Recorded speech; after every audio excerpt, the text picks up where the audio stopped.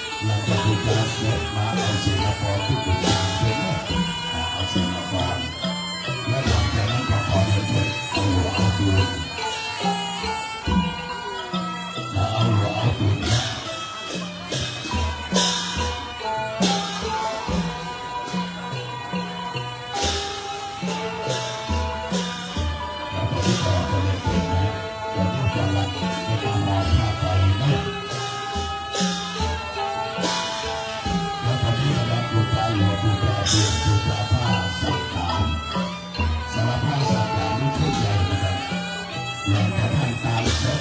และเอาหลวงเอาเพลินแล้วก็ด้วยเลยของเธอด้านหน้าปราสาทนะครับส่วนผู้ร้านจะช่วยขายแก้วตั้งสารไปพุ่นได้ไปที่หน้าปราสาทเสร็จแล้ว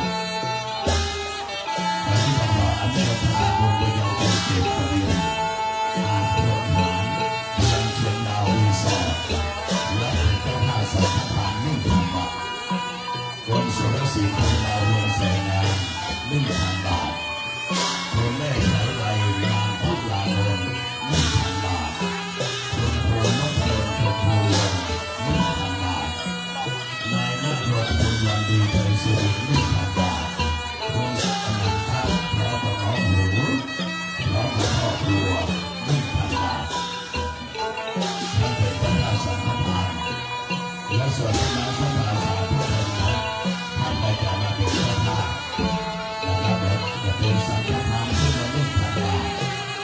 และถ้าจะอยู่ตามและอยู่ตามก็เลยจะมีทานผ้า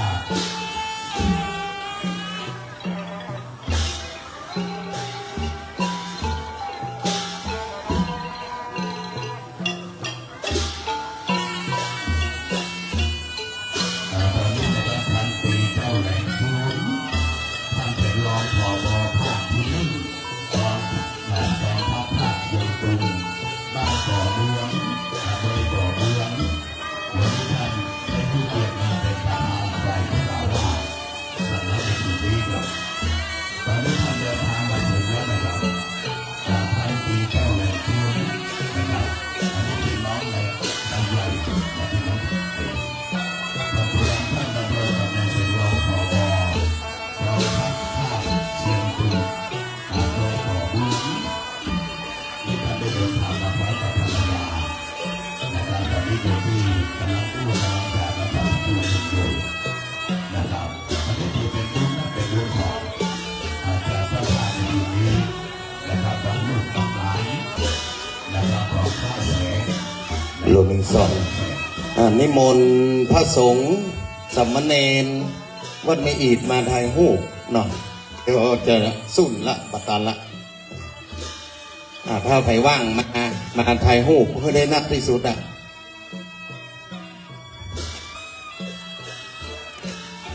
ิมนต์สามเณรนิมนต์บุญจางจะไปถ่ายรูปที่หน้าศพเลย เมื่อคนมาไหนนี่คำเดียวเราไปถ่ายจากที่มันคนนี้มันหนักเลยที่มันเรียนทุกรูปที่บริษัทเรียนทุกรูปครับจะไปถ่ายรูปกับท่านพระครูนะครับว่างๆก็ขอเรียนการที่บนนั้นจากที่บนสามเณรเด็กเข้าสารพระภาคบูชาผู้ก่อเนื้อผู้รู้ผู้ฟังนะครับไปถ่ายรูปกับท่านพระครูถ้าจำใจสีมาไปกัน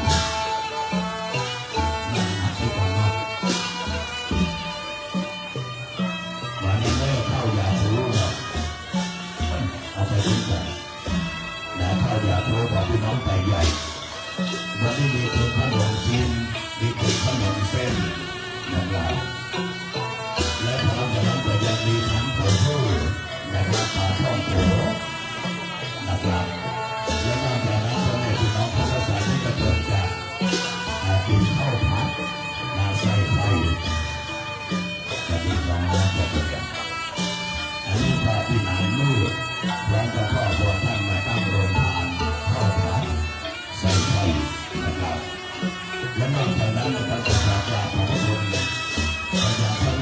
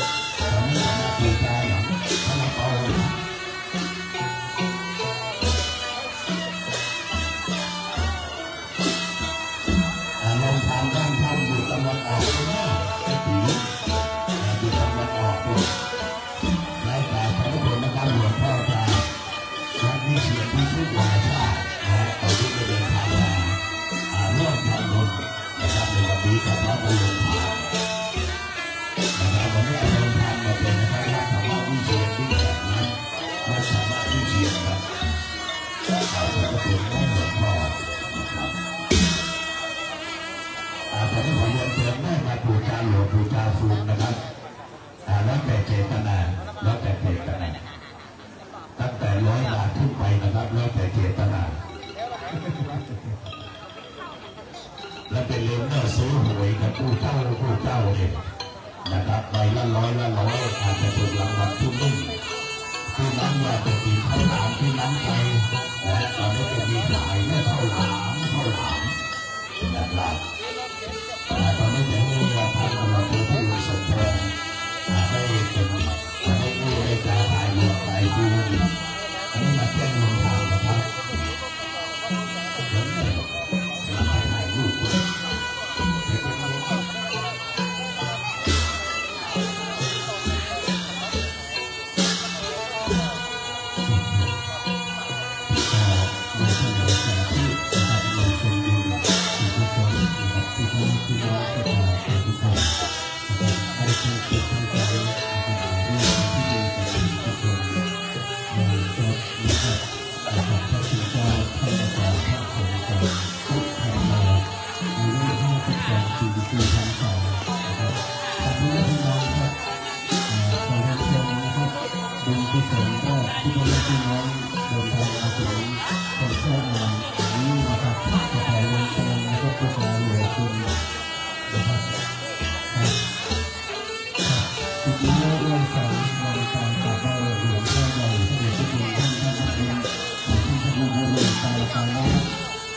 ผู้ศึกษานะครับเจ้าคณะศิลปินใหญ่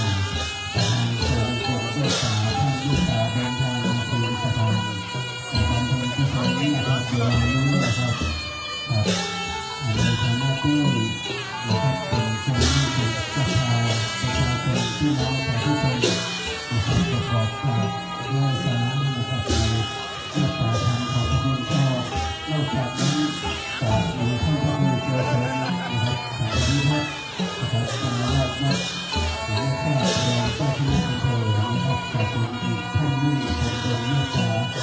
ที่เดินทางมาร่วมในพิธีในวันนี้นะครับในวันนี้นะครับที่เราจะเดินทางกับพระเดชพระคุณท่านผู้ฟังเคารพครับผม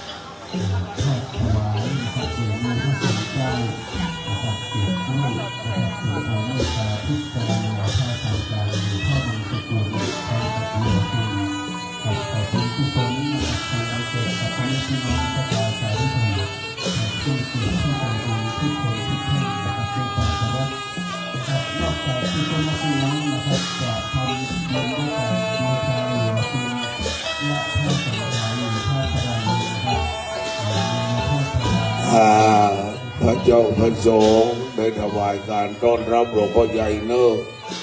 พระเดชพระคุณหลวงพ่อท่านพระครูปุริธาราการนุรักษ์ที่ปรึกษาเจ้าคณะจังหวัดเชียงใหม่วัดอินทารามวัดหลวงเชียงดาวพระเดชพระคุณหลวงพ่อเมตตามาถึงนั้นเนอพระเนรเจ้าทั้งหลายได้ถวายการต้อนรับหลวงพ่อดูแลหลวงพ่อเนอ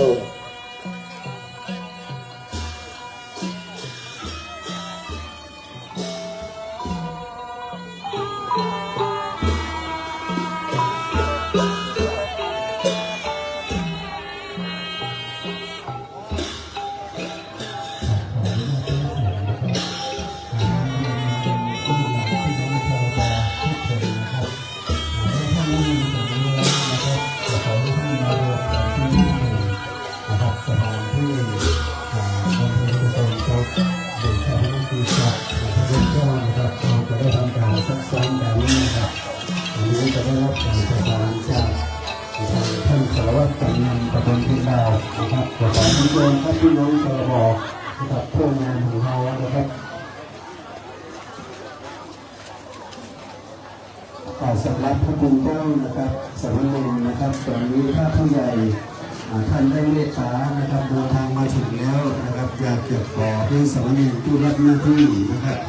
นำน้ำไปถวายนะครับพระสงฆ์พระเถระผู้ใหญ่เวลานี้นะครับผม ไปกินเซ็งๆกันนะเซ็งๆกัน ขอบคุณน้องชาลาบาครับ ไปสาพระเจ้าประสงค์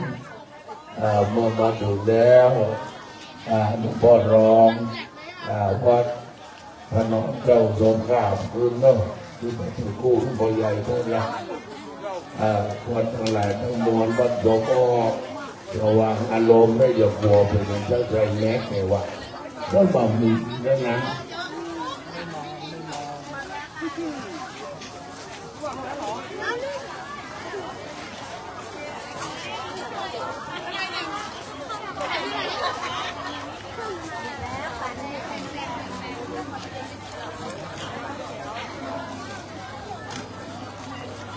พี่น้องสภาสาธุชนนะครับทุกท่านเดินทางมาถึงแล้วมีความประสงค์นะครับที่จะอุทิศส่วนบุญส่วนกุศลนะครับให้กับพระคุณเจ้าพระแสนแสงสุธรรมโมนะครับขอเรียนเชิญนะครับท่านสามารถมาติดตามหลวงเป็นตามเจตนาบุญกุศลนะครับพร้อมกันนั้นนะครับขอบคุณการบูชาพระสังฆามีพระไตรนะครับประกาศนำมาภาคถวายนะครับที่พระคุณเจ้าตอนนี้นะครับพระคุณเจ้าพระสุตมณีจำนวน7 รูปนะครับท่านเมตตานะครับเราครับพิจารณาผ้าสังการหรือผ้าไตรบริสุทธิ์จุนนะครับพร้อมกับหลวงพิมพ์ขอบคุณเล่นเจนนะครับนักศิลป์นักบุญนะครับตรงนี้นะครับที่เคารพนับถือนะครับ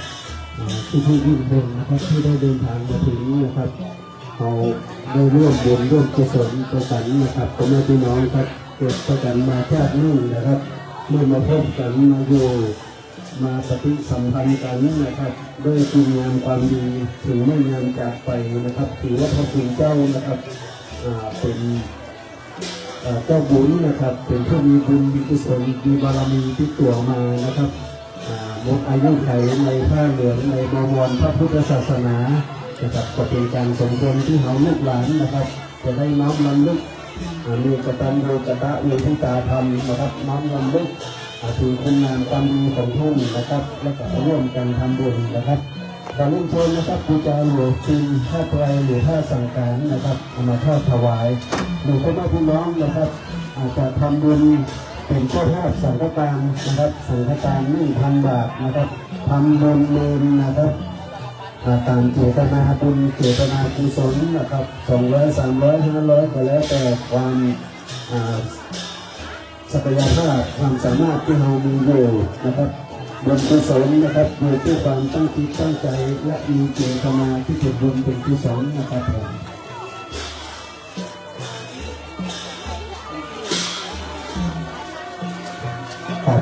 ในนามของลูกหลานและวัดเลือกอีกนะครับกราบขอบพระคุณมายังท่านพันโทเจ้าในคืนนะครับรองผบ.ร้อยภาคที่1กองทัพภาคเชียงตุงนะครับโดยกองเมืองนะครับท่านพร้อมภรรยาคู่ชีวิตนะครับกำลังทอดผ้าไตรนะครับผ้าไตรหรือผ้าสังฆารอยู่ในนามของลูกหลานนะครับกราบขอบพระคุณครับผม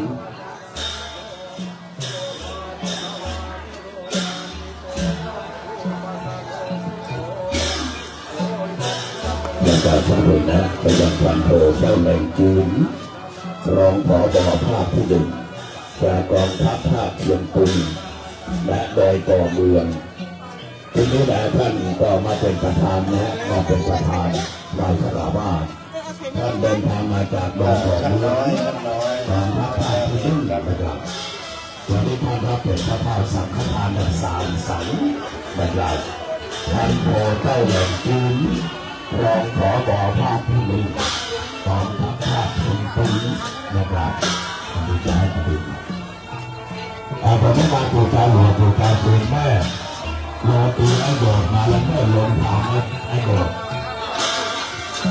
ผมทำได้แม่ใช้ลงทางลงตีแต่ได้มาแล้วครับไปตีโลตีแต่ใส่เจอนะครับไอ้โดดลงตีโลตีใส่ไฟซื้อไฟมาใส่เดียว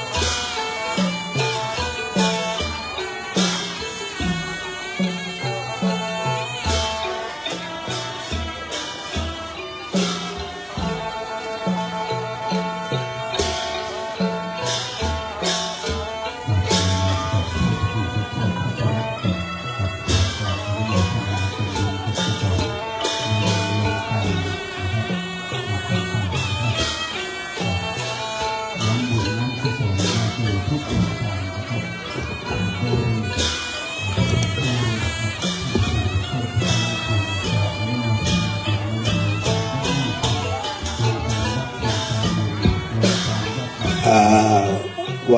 สาพระคุณเจ้าทั้ง40รูปที่นิมนต์มาก็ขอไหวสาขึ้นบนศาลาหลวงเนอะถ้าได้เวลาก็อย่าได้ไหวพระเอาศีลและสวดมาติกาต่อไปและจะได้เวรทานนิดน้อยนึงและถวายจตุปัจจัยตัญญาทานสังเกตฮับปอน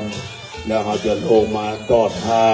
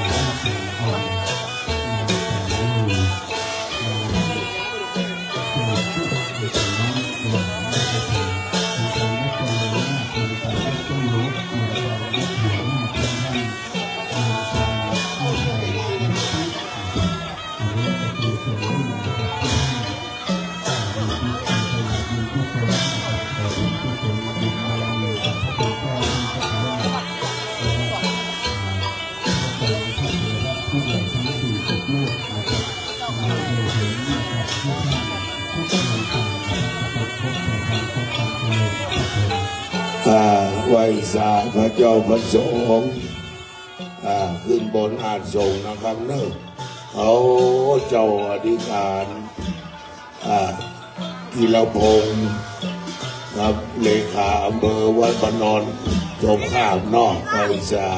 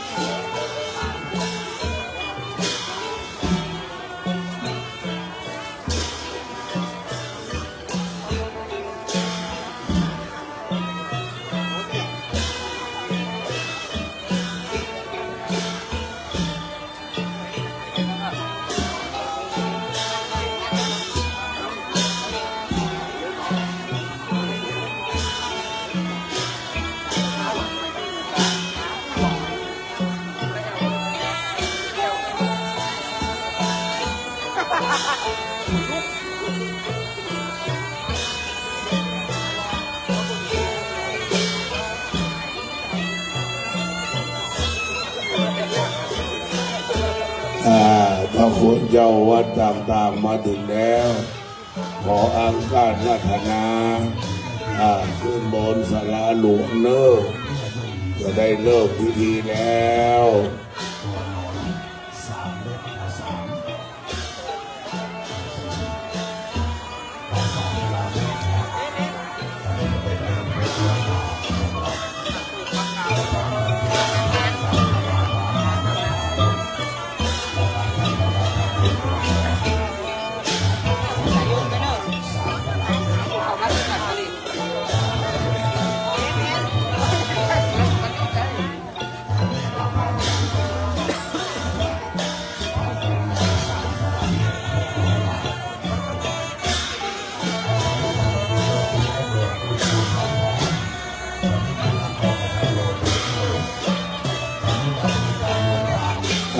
ไหวสาจารย์วิรัตเนอร์วัดอภวันม่องคอง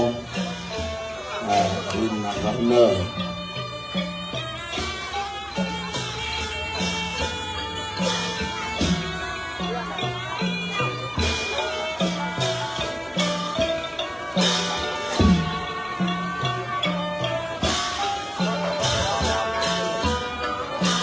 แม่ครูขึ้นมาทางบน สวัสดีค่ะ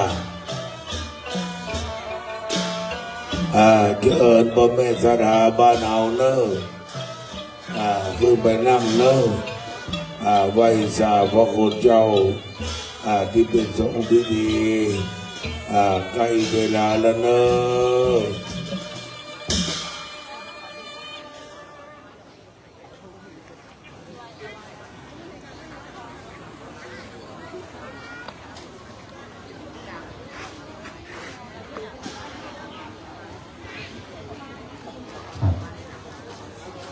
ดูงานบารมีบุญชนที่เด็กที่เป็นผู้ที่เป็นผู้เทิดคอยอยู่ที่งานในงานทางต่อ ไหว้ทราบพระคุณเจ้าขึ้นบนสาราหลวงเนอะ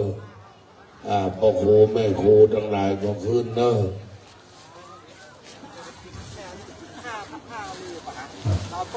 ทราบข่าวว่าท่านพันตรีเจ้าแรงจืนรองผบ.กองทัพภาคนครเชียงตุงโดยก่อเมืองได้เดินทางมาถึงแล้วก็ขอเรียนเชิญสาราหลวงเนอะ ลงการวัดถ้ำจิงดาวลงการลุงหยาแม่สื่อนะครับลงการกระจายอยู่ เชิญพ่อแม่สถาพ่อยิตาแม่เก๋วันนี้มาทำบอกวันเป๊ะ7 โมงป่ายแล้วเนอะจะทำพิธีแล้วไหว้สาจุดอ่อนจัวละองค์เนอะแม่ทองใบมาหรือยังใน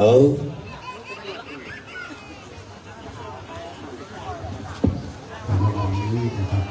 ทางบน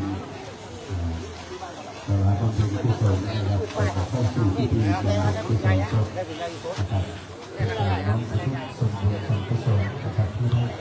ใส่ใจที่ทั้งหมดขอเรียนเชิญนะครับที่นี้ในทางนักสิ่งนักบุญนะครับที่เคารพทุกคนทุกท่านอาจจะขึ้นประเด็นสลานะครับที่นี่ที่น้องลูกหลานที่เดินทางมาถึงใหม่นะครับ ตัวแดนไม่เลี้ยงทองใบงานตะโคนขึ้นไปนั่งตัวแม่ครูบนเนอะ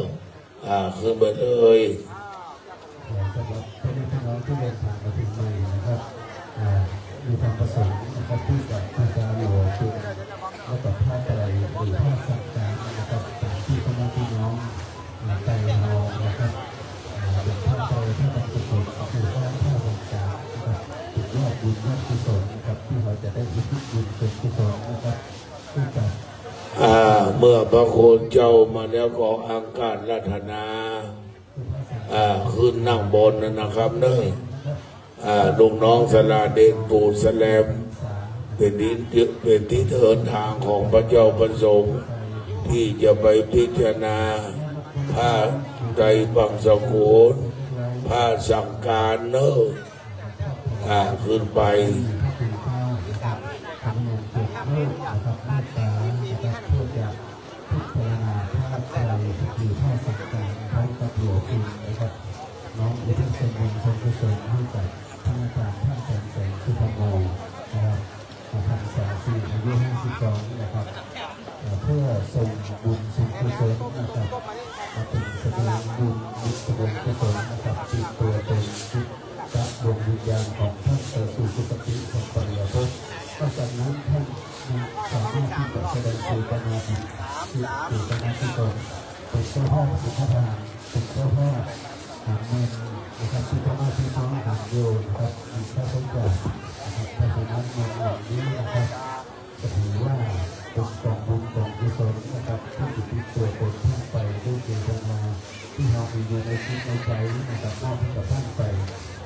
ครับนอกจากนี้นะครับท่านยังสามารถจะเป็นเจ้าภาพตัวนอนนะครับพลังเล็กมาก200 บาทนะครับ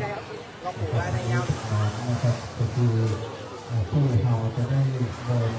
บนตัวเดียวกันนะครับบนตัวนอนที่ปลอดภัยนะครับไหว้สาพระเจ้าประสงค์ขึ้นบนศาลาหลวงนะครับเนอะอาจจะได้ไหว้พระเอาศีลครูบาวัดศรีดอนใจบ้านแม่นาหลวงวันนี้ก่อนเนาะ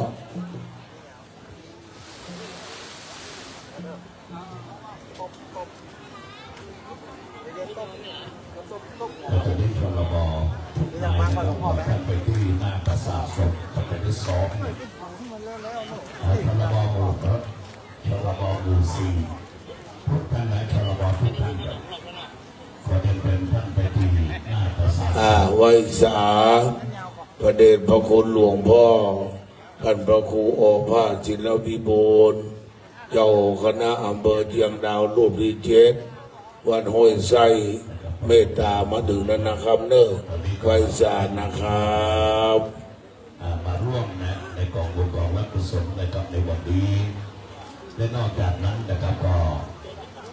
ในนามของท่านพระครูเดชท่านพระครูประโชติพัฒนคุณตอนนี้ขอเรียนเชิญพ่อแม่พี่น้องนะครับมาเป็นเจ้าภาพหลวงเจ้าภาพคืนเจ้าพ่อพระสังฆานนะครับแล้วแต่เจตนาที่น้องจะทำบุญกันหลังจากนั้นนะครับท่านก็เอามาตามที่บุญจางนั่งอยู่ตรงนี้นะครับเอามาตามกันที่เรียกบุญจางเป็นให้ศีลให้พรกับพ่อแม่พี่น้องขึ้นมาบูชาหลวง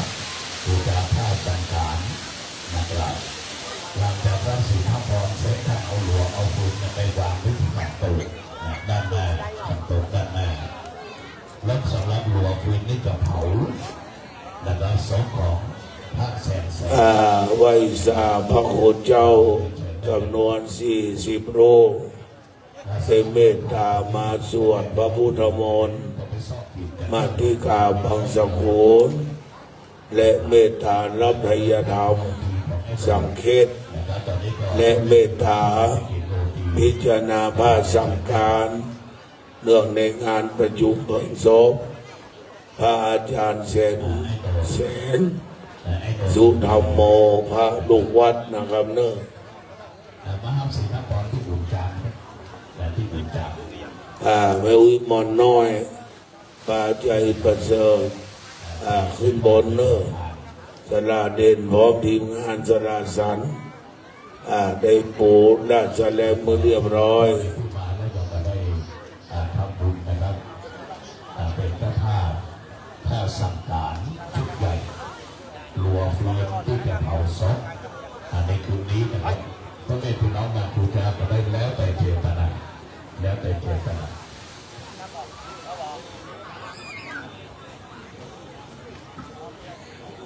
แต่เราไปได้ร่วมทานนะ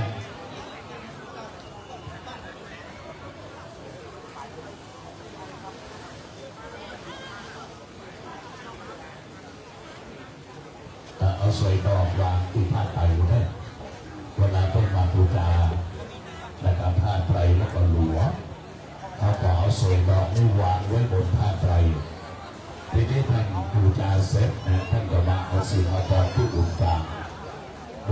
ก่อนสิ่งก่อนที่ท่านเป็นที่เรียบร้อยที่ท่านเอาหลวงไปวางไว้ที่ขันโตกคุณแม่นะครับว่าตามที่บุญจางนี่นะครับนะครับลาบดินลาบตามวันนี้กับรุ่นก็ได้ไส้ก็เต็มก็แม่พี่น้องมาร่วมงานวัดไม่กี่วันนี้หลังจากเขากินข้าวเรียบร้อยเขาจะได้ประกอบพิธีการประชุมเลยน้องอามาตามเพะพอต้องเพะโอ้ไปอย่างนั้นพุทธน้องอานี่มาตามเพะแล้วแต่เพื่อวางบนฐานวางไว้บนฐานนี่เน้นมาปังปอนเนี่ย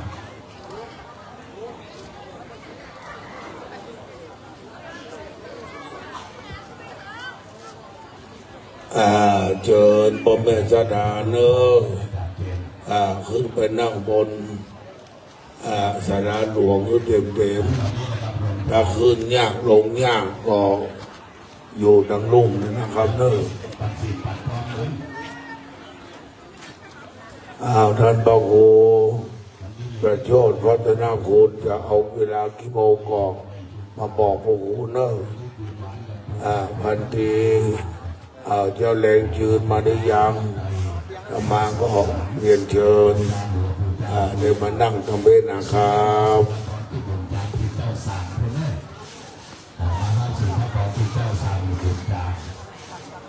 ขอเรียนเชิญนะ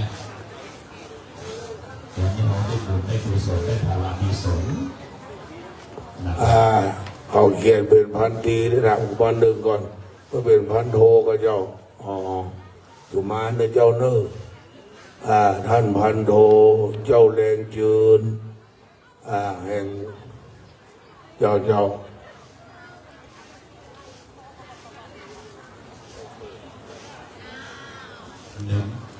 น้นกับเปิดตู้สนามพรนี่เป็นพ่อครัวจะลุมชุบใจวันนี้ได้รับเกียรติจากท่านพันโทเจ้าเลงจืนรองผบ.ภาคที่ 1กองทัพภาคนครเชียงตุงโดยก่อเมือง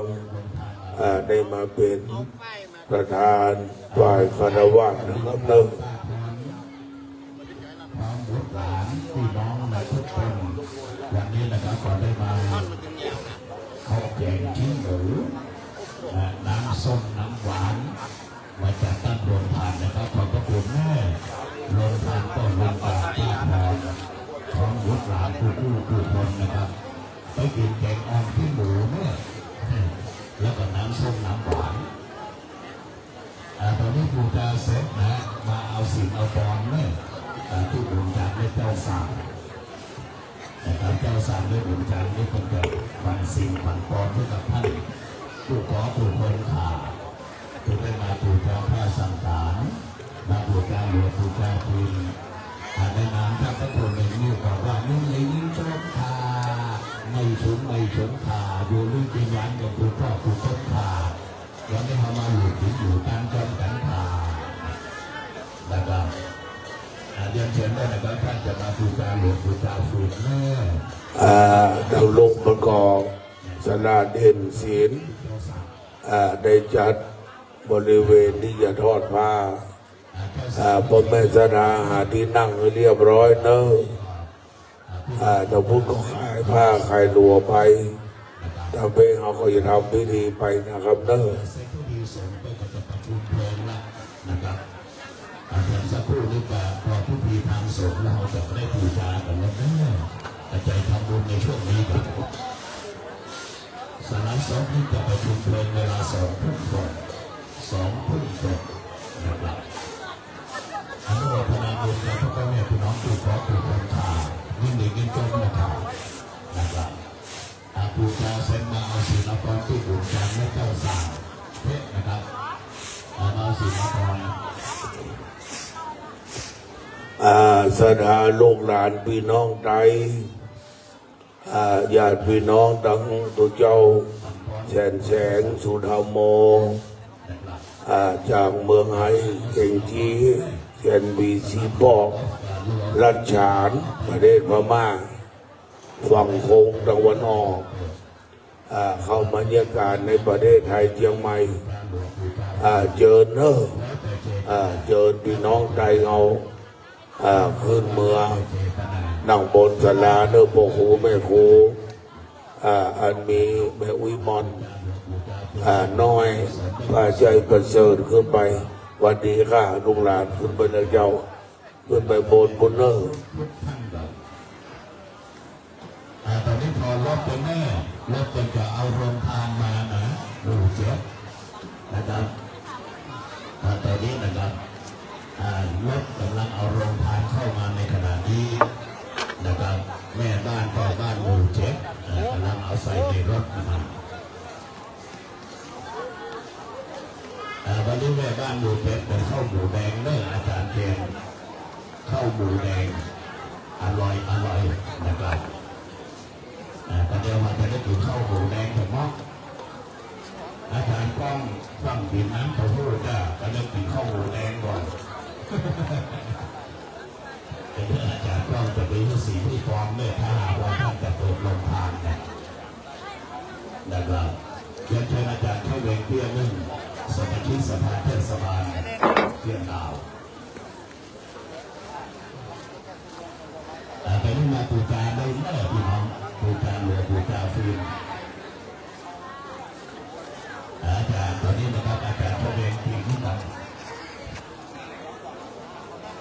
นะครับเอาสิ่ง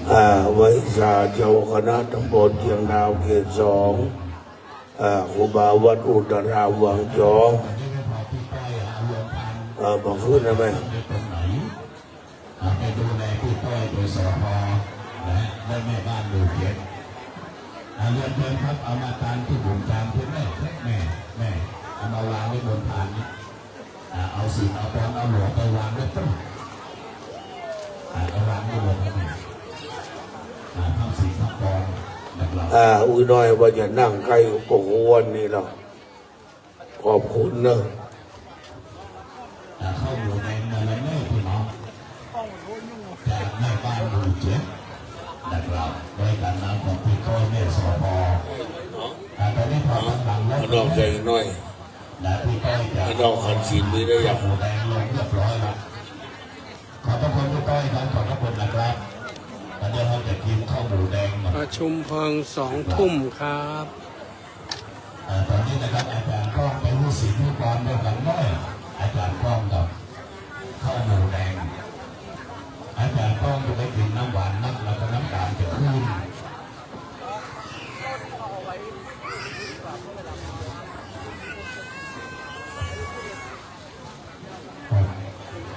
ครับผมพี่น้องครับเปลี่ยนเสียงนะครับครับครับเรียนเชิญนะครับมีความประสงค์นะครับที่จะเป็น เรียนเชิญพันโท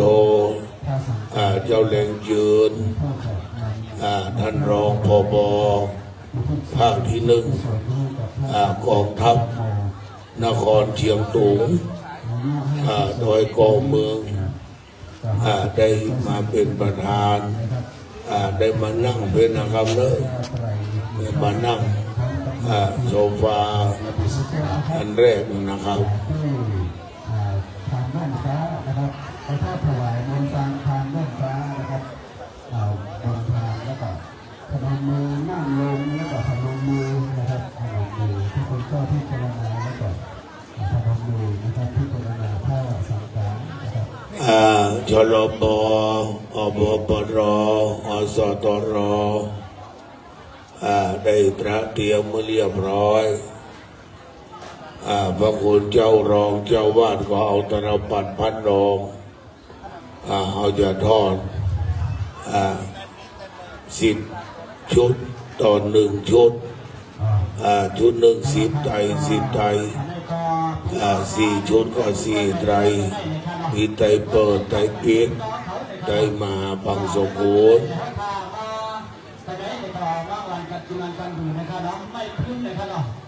สั่งการนะครับเนาะอันนี้ก็เป็นการตั้งดีเขาคาในสั่งการพื้นนะครับเนาะไม่พื้นหนึ่งนั้นในขณะยอดเดชศาสนาเขาค้าในขณะ10 บาท20 บาทเดียวครับบ้านเราเนาะก็เราก็แจกกันในวันกันดูกันตามในขณะเขาขามาอยู่กันในถึงกันในนี่ก็เป็นจ้างไต้เขาคาในอายุเจ้าเดี๋ยวเราอยู่52 ปีในขณะนี่ก็เป็นก็เข้ากัน สถาวขึ้นตำบลเนอะจะน้อยมันตำบลแหละ เชิญ ปุจองก็ลิงคุณจางบอกพี่น้องไตขึ้นมาตำบลจะทำพิธีละ พี่น้องใดขึ้นมาเนอะ ขึ้นมาตำบลเนอะ มาหาพี่น้องของคุณก้อยครับท่านอยู่ในบ้านเนี่ยเราตั้งเป็นเดือนเผาเล่าเนี่ยก็ถึงข้าวยาวเนี่ยครับ ขอต้อนรับวัดโดเจ้าแหลงยืนท่านรองผบภาคที่1กองทัพภาคนครเชียงตุงพร้อมกับจนนางได้เดินทางมาเป็นที่เรียบร้อยขอเรียนเชิญลูกฟ้าเจ้าลานเจ้าฟ้าได้ขึ้นบนนะครับเนอะเชิญบนเท่าไม่เท่าเอาว่าได้ขึ้นไม่ได้ใหญ่ได้ลงได้ลอยบันไดลือได้ย่องเอาดีค่ะได้เดินทางมาร่วมเขาจะเริ่มพิธีกันเนอะท่านพระครูลงมาเนอะแล้วพระครูจะได้เรียนเชิญพันโดเจ้าเด่นยืนต่อไป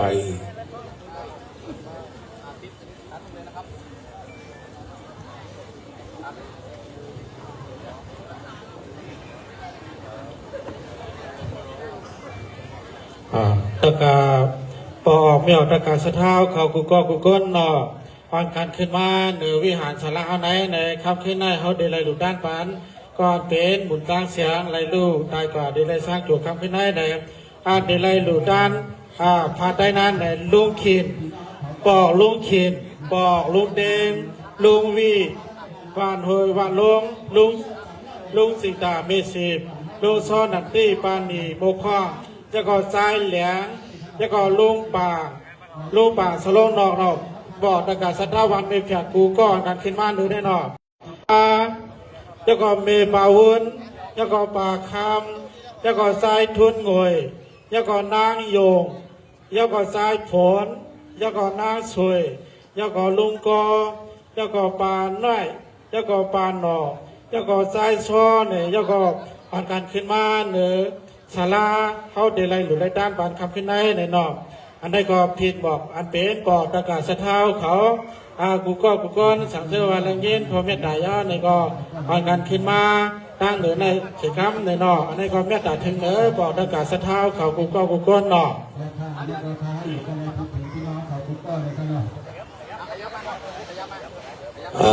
นิมนต์พระเจ้าประสงค์นั่งให้เรียบร้อยก่อนนะครับ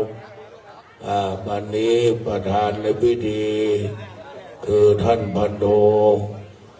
เจ้าเล่งจืนค่ะรองผบ.ภาคที่ 1กองทัพนครเชียงตุงรัชฉานแห่งเมืองเมียนมาอันเป็นลูกหลานเจ้าฟ้าไทยเราพร้อมกับเจ้านางได้คือเกียรติมาเป็นประธานพระเจ้าแสงนั้นเป็นไตรรัชฉานอันหนึ่งอันเดียวกันนะครับเนอะ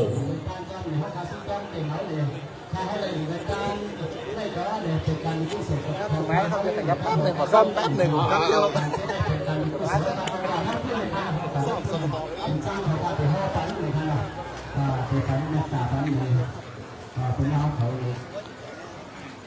ท่านพระครูพร้อมหรือยังครับ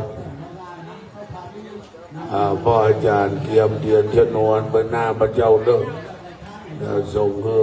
ท่านพันโทเจ้าเล่งจืนต่อไป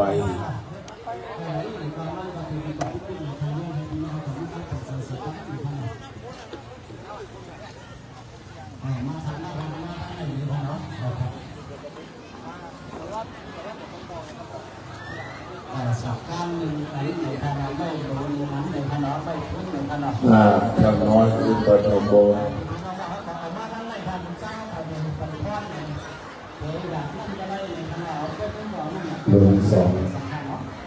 นิมนต์พระสงฆ์วันมีอีกเด้อคุณอาจารย์นนท์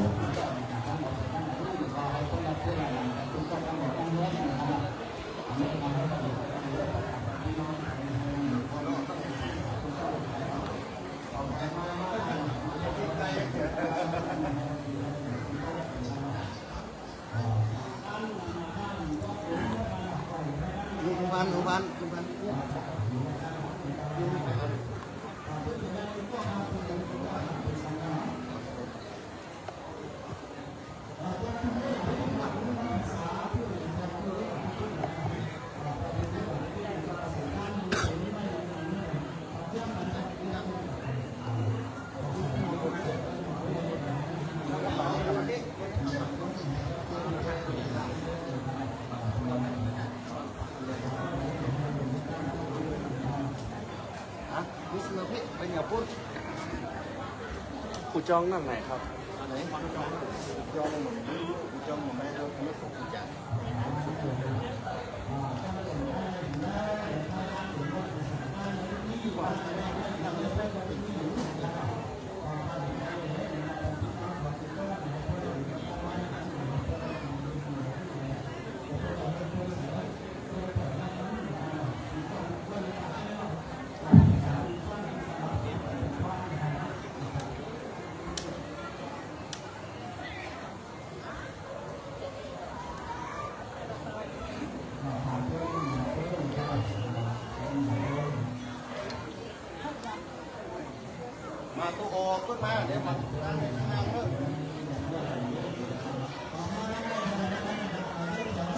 พร้อมหรือยังครับ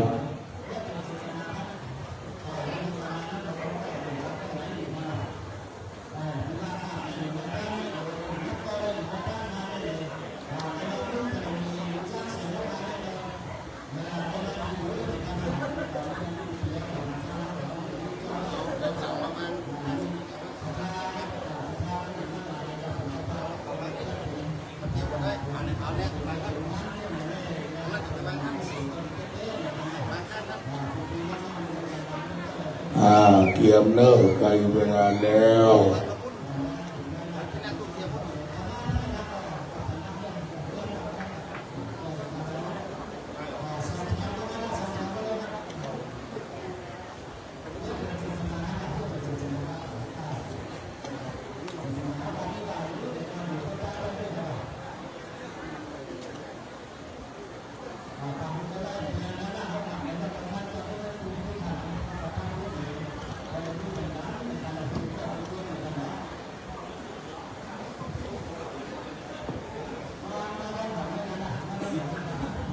นิมนต์ลูกพระเนนใหม่เนน เน้นใหม่ไปขึ้นไปบนเนอร์ เนนใหม่มาตำบลเนอะ เน้นใหม่ลูกหลานขึ้นไปบนเนอร์ ลูกหลานจางแสงมาตำบลให้มาบนศาลา บนใหม่ขึ้นไปเนอร์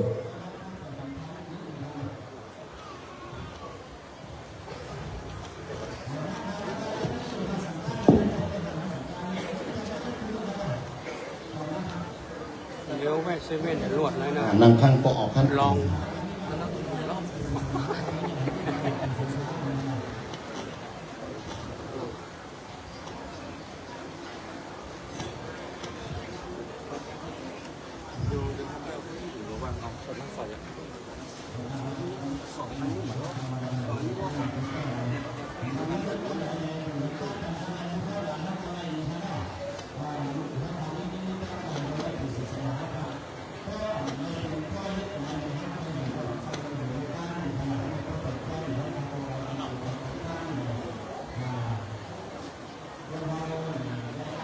อาจารย์พร้อมหรือยัง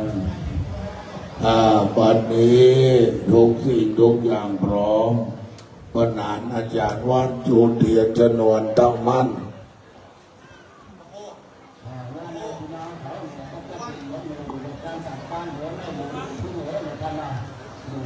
ขอกราบเรียนพันโทเจ้าแรงยืน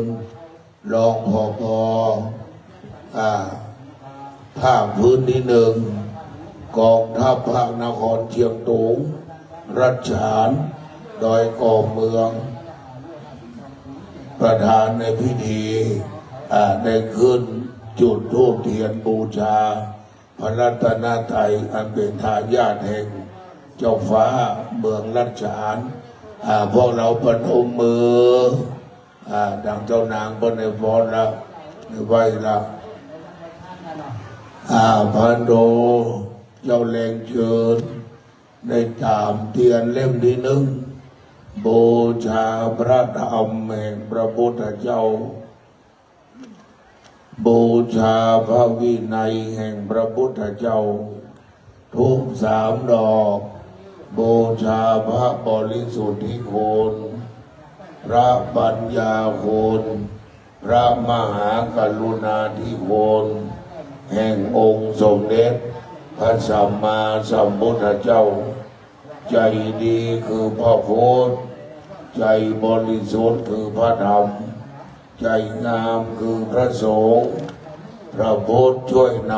ำพระธรรมช่วยแต่งพระสงฆ์ช่วยแจ้งตัวเราคือแหล่งทำแต่ความดีเรียนเชิญพันโทเจ้าแหล่งเชิญได้ประเคนขันขอศีลที่พระเดชพระคุณหลวงพ่อท่านพระครูบุรีตารการนุรักษ์นะครับ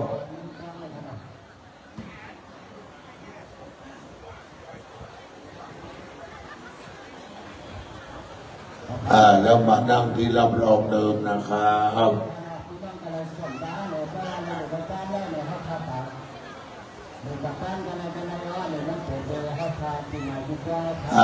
เจอสถาปนมมือต่อ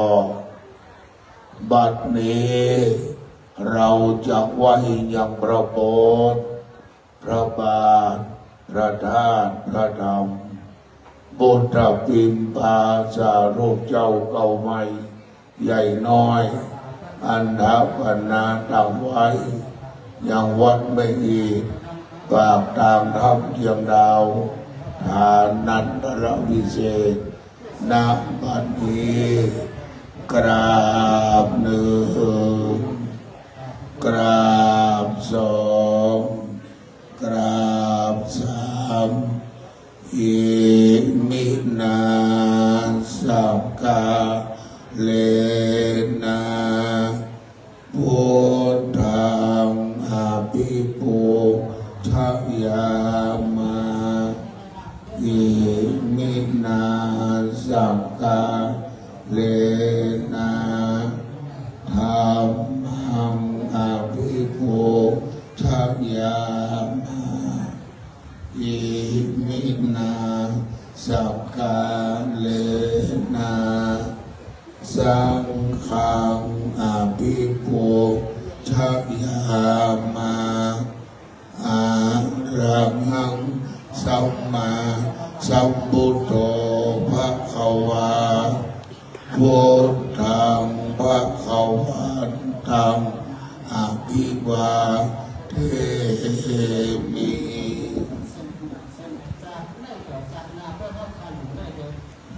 สวากขาโตภะคะวตาธัมโมธัมมังนะมัสสามิสุปฏิปันโนภะคะวะโตสาวกสังโฆสังฆังนะมามิ ตั้งใจรับศีลมายังบันเทติสังเนนัสสังอาปัญจศีลานิยาจามาโพธิยังปิมายังบันเทติสังเนนัสสังอาปัญจศีลานิยาจามาตาปิยัมปิมายัมพันเตติสาระเนนัสสังอาปัญจศีลานิยาจามา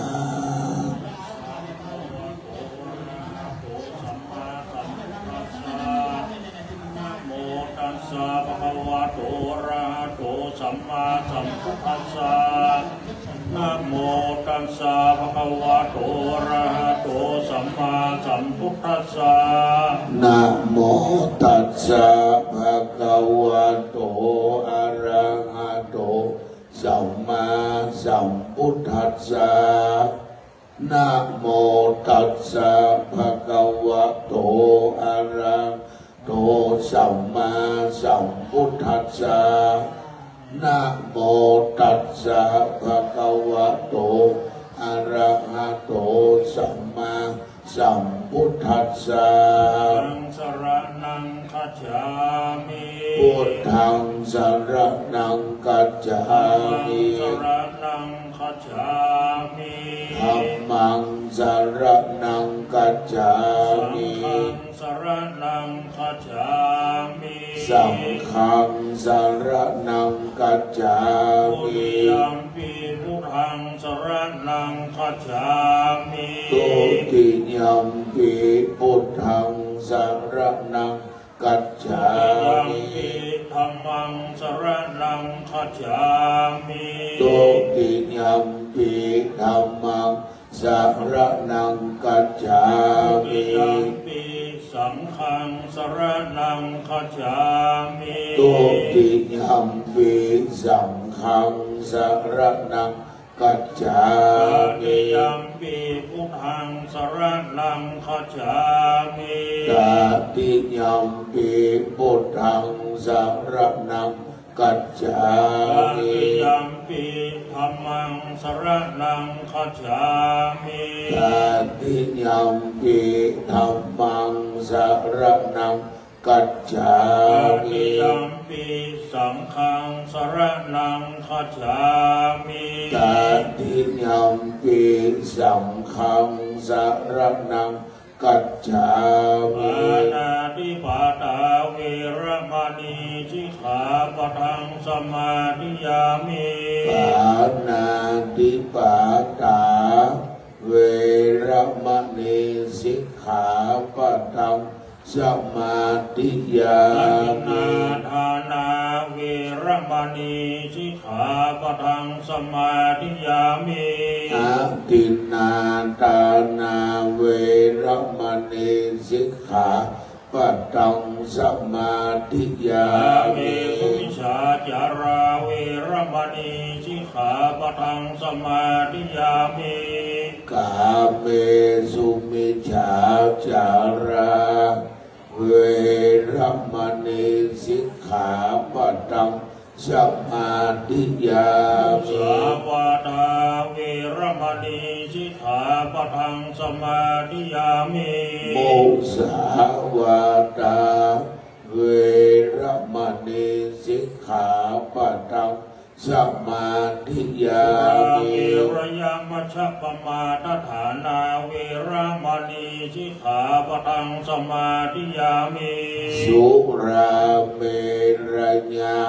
มัจจปมาทฐานาเวรมณีสิกขาปะทังสมาธิยา อานิ มิ ปัญญสิกขาปทานิสีเลนะสุขติยันติสีเลนะโภคะสัมปทาสีเลนะนิพุติยันติตัสสมาสิลังวิโสทาเย สาธุสาธุสาธุไหวชาพระคุณเจ้าถึง40 รูป40 ตาในเมตตาสวดพระพุทธมนต์มาติกาณปัจจุบันเจ้า นะโมตัสสะภะคะวะโตอะระหะโตสัมมาสัมพุทธัสสะนะโมตัสสะภะคะวะโตอะระหะโตสัมมา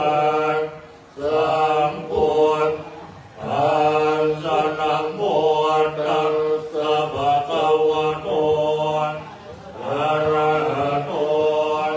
สัมมาสัมพุทธัสสะกุศลธัมมากุศลธัมมาอัปปยากตาธัมมาสุขัยเวทนายสัมปยุตตาธัมมาทุกขายเวทนายสัมปยุตตาธัมมาโนสัมปสุขายเวทนายสัมปยุตตาธัมมาวิภากาธัมมาวิภากธัมมาธัมมาวิภากธัมมาธัมมาสุปาทินุปาทานิยาธัมมาอนุปาทินุปาทานิยาธัมมาอนุปาทินานุปาทานิยาธัมมาสังกิเลสสังกิเลสิกาธัมมาอสังกิเลสอสังกิเลสิกาธัมมาอสังกิเลสกิเลสิกาธัมมาสวิตากสวิจาราธัมมาอวิตากวิจารมาตาธัมมาอวิตากวิจาราธัมมา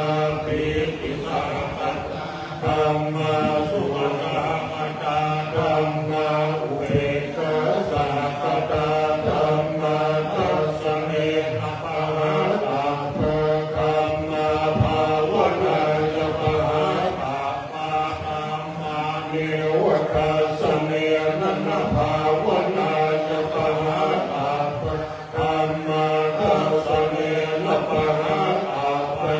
อุกาธรรมาภาวนาจะปะอาไป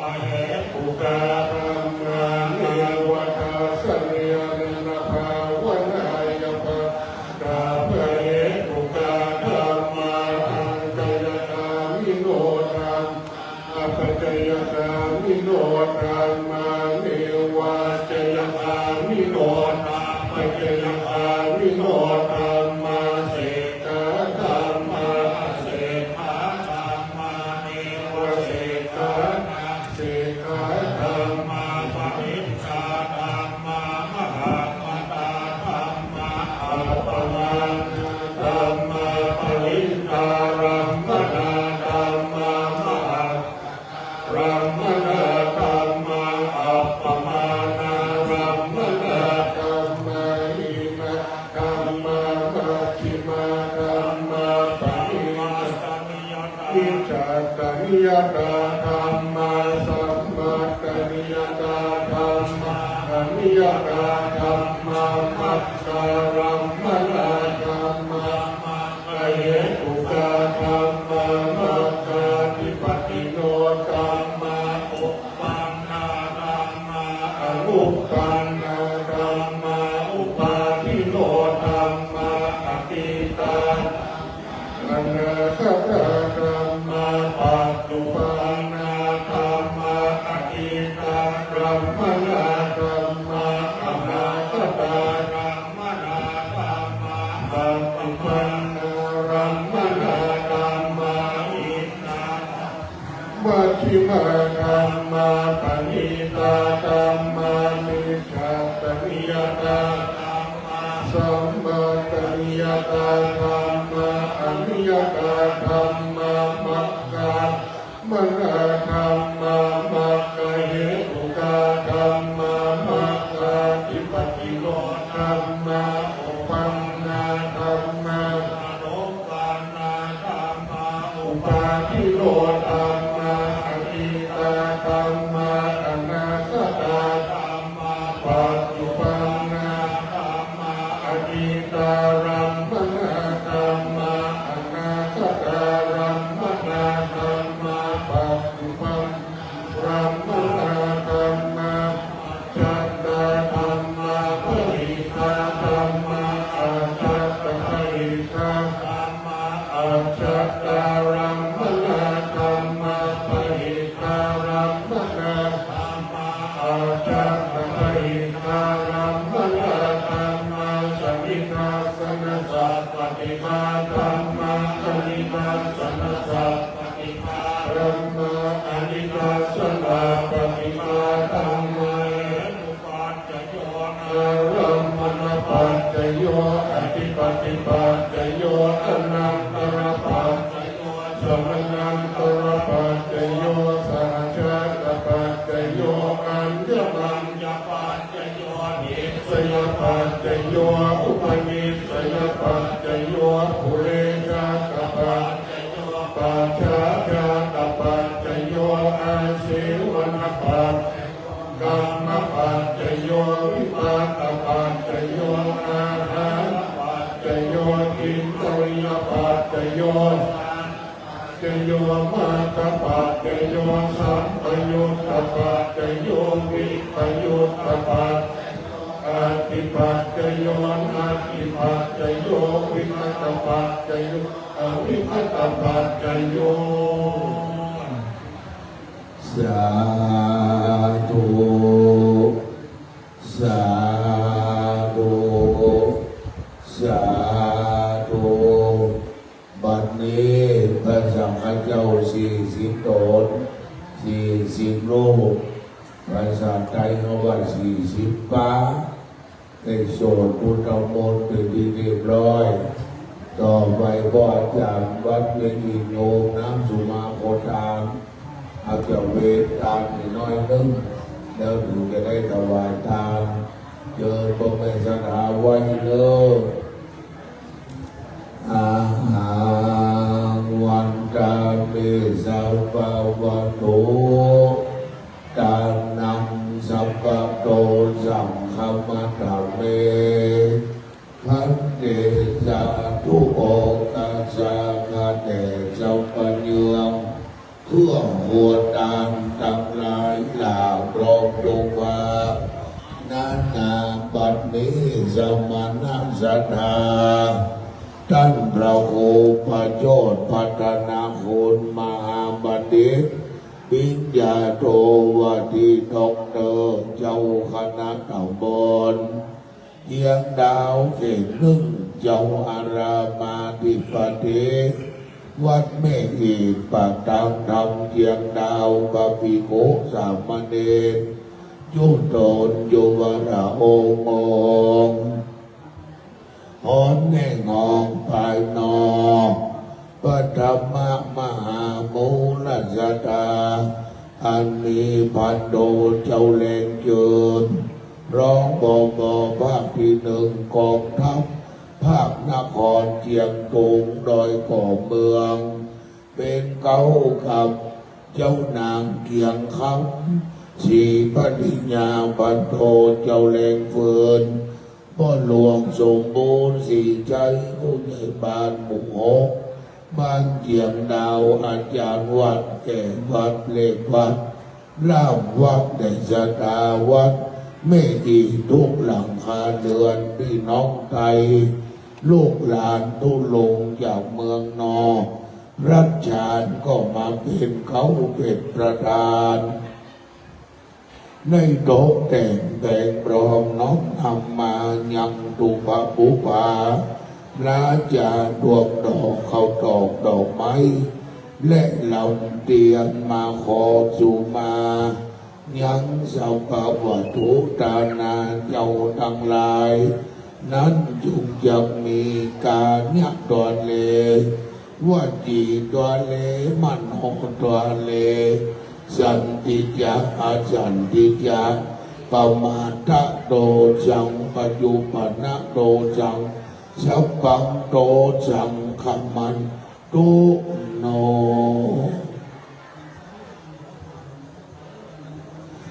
อาจารย์น้ำทรงปล่อยไปแผด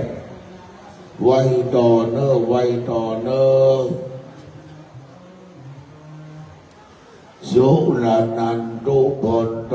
เทวาสังฆโยไว้สาเทวดาเจ้าหมื่นโลกจักรวาลเทวดาเจ้าหักษาเมืองเปียงดาววัดแม่อีตัดดินีมาปัตตาอนุโมทนาสาธุการเนื่องในงานประชุมเบิกศพชาปนกิจจะจังโยพระ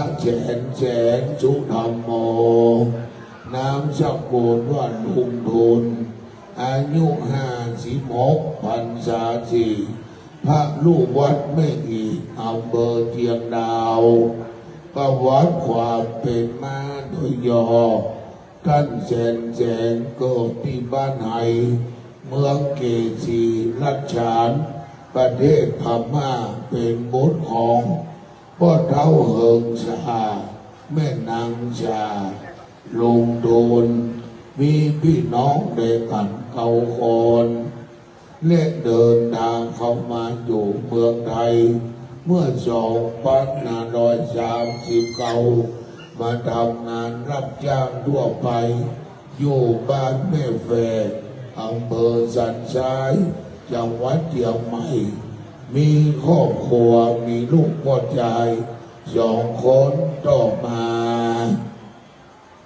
ก็ได้มาบรรพชาอุปสมบทณพัทสีมาวัดแม่อีเมื่อวันที่12 เดือนเมษายน 2565โดยมีพันเอกพระคุณหลวงพ่อท่านพระครูพิทักษ์พัฒนาธรรองเจ้าคณะอำเภอเชียงดาวเป็นพระอุปัชฌาย์ท่านพระครูประโชติพัฒนาคุณเป็นพระกรรมวาจาพระอธิการโมพันธ์พระพัสระจิตโตเป็นพระอนุสาวนาจารย์ต่อมาพระแสนสุธรรมโมได้ป่วยเป็นโรคต่างๆ หลายโลกนำศพโรงพยาบาลมหาราชนครเชียงใหม่ล่าสุดเมื่อวันที่18 กุมภาพันธ์ 2569 และจนถึงวันที่22 กุมภาพันธ์ 69อาการท่านก็เลยขึ้นมาทำดับจนวันที่23 กุมภาพันธ์ 2569 ท่านเจ้าก็ได้ล้วนมรณภาพไปโดยโรคหัวใจล้มเหลวท่านพระครูประโชติพัฒนาคุณพร้อมกับปานินก็ได้ตั้งศพบำเพ็ญการกุศลมาจนถึงวันที่6วันนี้จึงได้พากันกระทำพิธีเลิกสร้างสมสังขารตามแบบโบราณอังกาศรัตนาพระสังฆเจ้า40 รูปมหาทานเป็นพระนมวลดีเรียบร้อยจากใดนกเพนเกณฑ์ทานถึงแก่ปฏิทาลัยรัตนผ่านแปวพระแก้วเจ้าดัง3 ประการมีธรรมะเมตตาหวายนาปฏิกาเราเอาอย่างวัตถุไตรญาทานสังฆทานจะดูปัจจัยไตรญาทานทั้งหลายทั้งมวลไปยุบยอดลอดเทิงเติมแก่ดวงวิญญาณของพระอาจารย์แสงสุธรรมโมดังกล่าวบุญกินบุญทานพิมหาภิบาลองค์ท่านพระครูหนึ่งเดชดาแม่อินและเจ้าภาพผู้คนนั้นจุกจะมีนิจจังวัฏนิพพานังสุขังวัฏนิพพานังสารังวัฏนิพพานะปัจจโยโหตุโนนิจจังจะเข้าประเคนโน้เจ้าพระราตราสังขายตนาแก้วทั้งสามในขอเรียนเชิญพ่อหลวงสมบูรณ์ศรีชัยพ่อหลวงหมู่6บ้านเชียงดาวเกณฑ์กัดพระเจ้าเนอะพ่อหลวงมีห้างกอพ่อหลวงห้าครับเจ้าครับ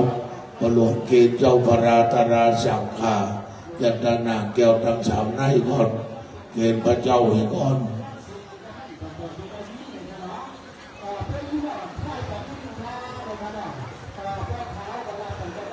เมื่อประเคนแล้วประหลวงมานั่งที่เดิมกราบเรียนพันโดเจ้าเล็กยืนรองผบ.ภาคที่1กองทัพภาคนครเชียงตุงโดยกองเมืองเจ้าแหล่งฟืนประเคนหลวงพ่อใหญ่ครับประเคนหลวงพ่อวัดอินทารามเจ้านางเกียงคำภริยาของเจ้าแหล่งฟืนได้ประเคนหลวงพ่อเจ้าคณะอำเภอเชียงดาวครับเจ้านางเกณฑ์หลวงพ่ออำเภอเนอ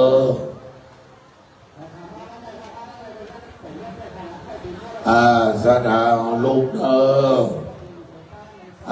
ตัวแดนแม่ทองใบหานตะกูล1 คน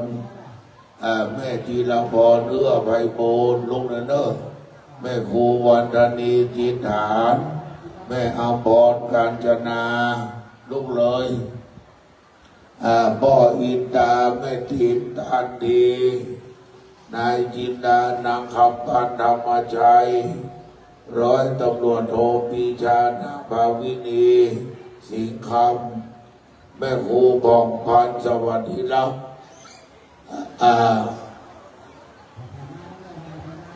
แม่วิมลน้อยป่าใจเจริญ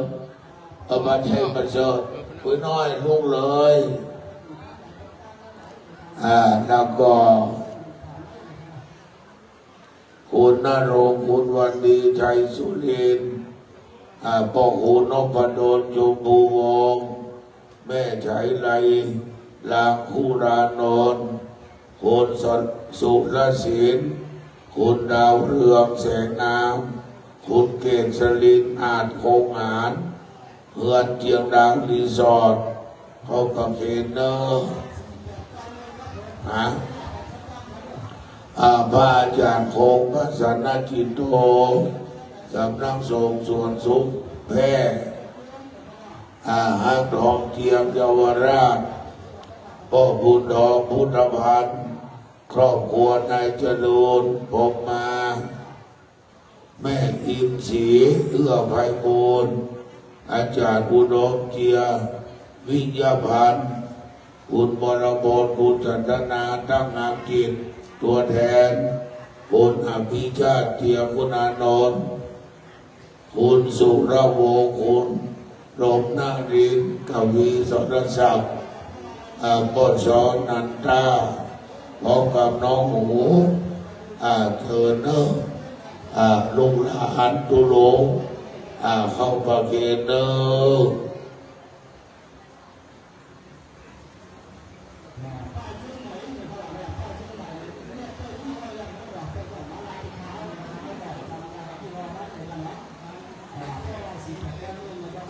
ประเคนเรียบร้อยมานั่งที่เดิม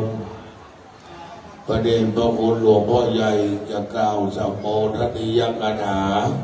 และให้พรแล้วเราก็จะแผ่เมตตาเมืองอีตังแล้วก็จะแผ่เมตตาไทยบอมๆกัน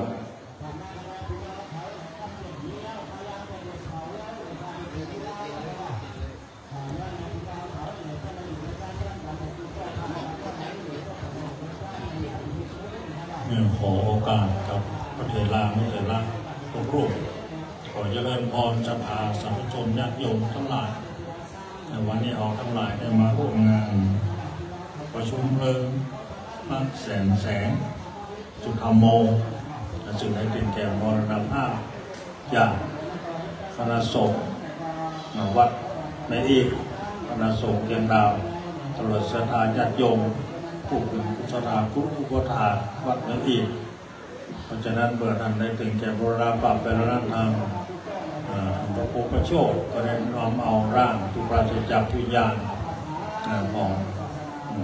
คุณเจ้าได้มาตั้งบำเพ็ญกุศลจะมีการประกอบพิธีกรรมในทางพุทธศาสนาเป็นเวลาหลายวันอยู่เพราะฉะนั้นวันนี้เวลานี้ก็เป็นวันสุดท้ายเป็นวาระสุดท้ายที่เราทั้งหลายจะได้หันสรีระร่างที่ปราศจากวิญญาณของพระแสงสุธรรมโม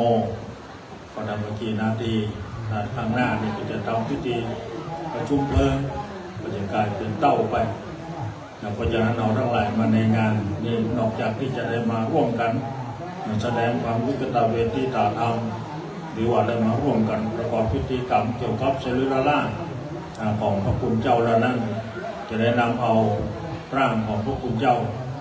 หรือว่าสิ่งที่พระพุทธเจ้าประสบนั่นก็คือการมรณภาพแต่ว่าเป็นมรณสติมาเตือนตัวเตือนใจหัวทั้งหลายคนเป็นด้วยประมาทในชีวิตอย่างที่พระพุทธเจ้าได้ตรัสว่าวิยธรรมาสังขาราปมาเตนะสัมปเตทะสังขารทั้งหลายมันเสื่อมไปมันเสื่อมจากวันเป็นเดือนจากเดือนเป็นปี1 ปี2 ปี3 ปีไปเรื่อยพระพุทธเจ้าพระแสงนี่อยู่มาถึง56 ปี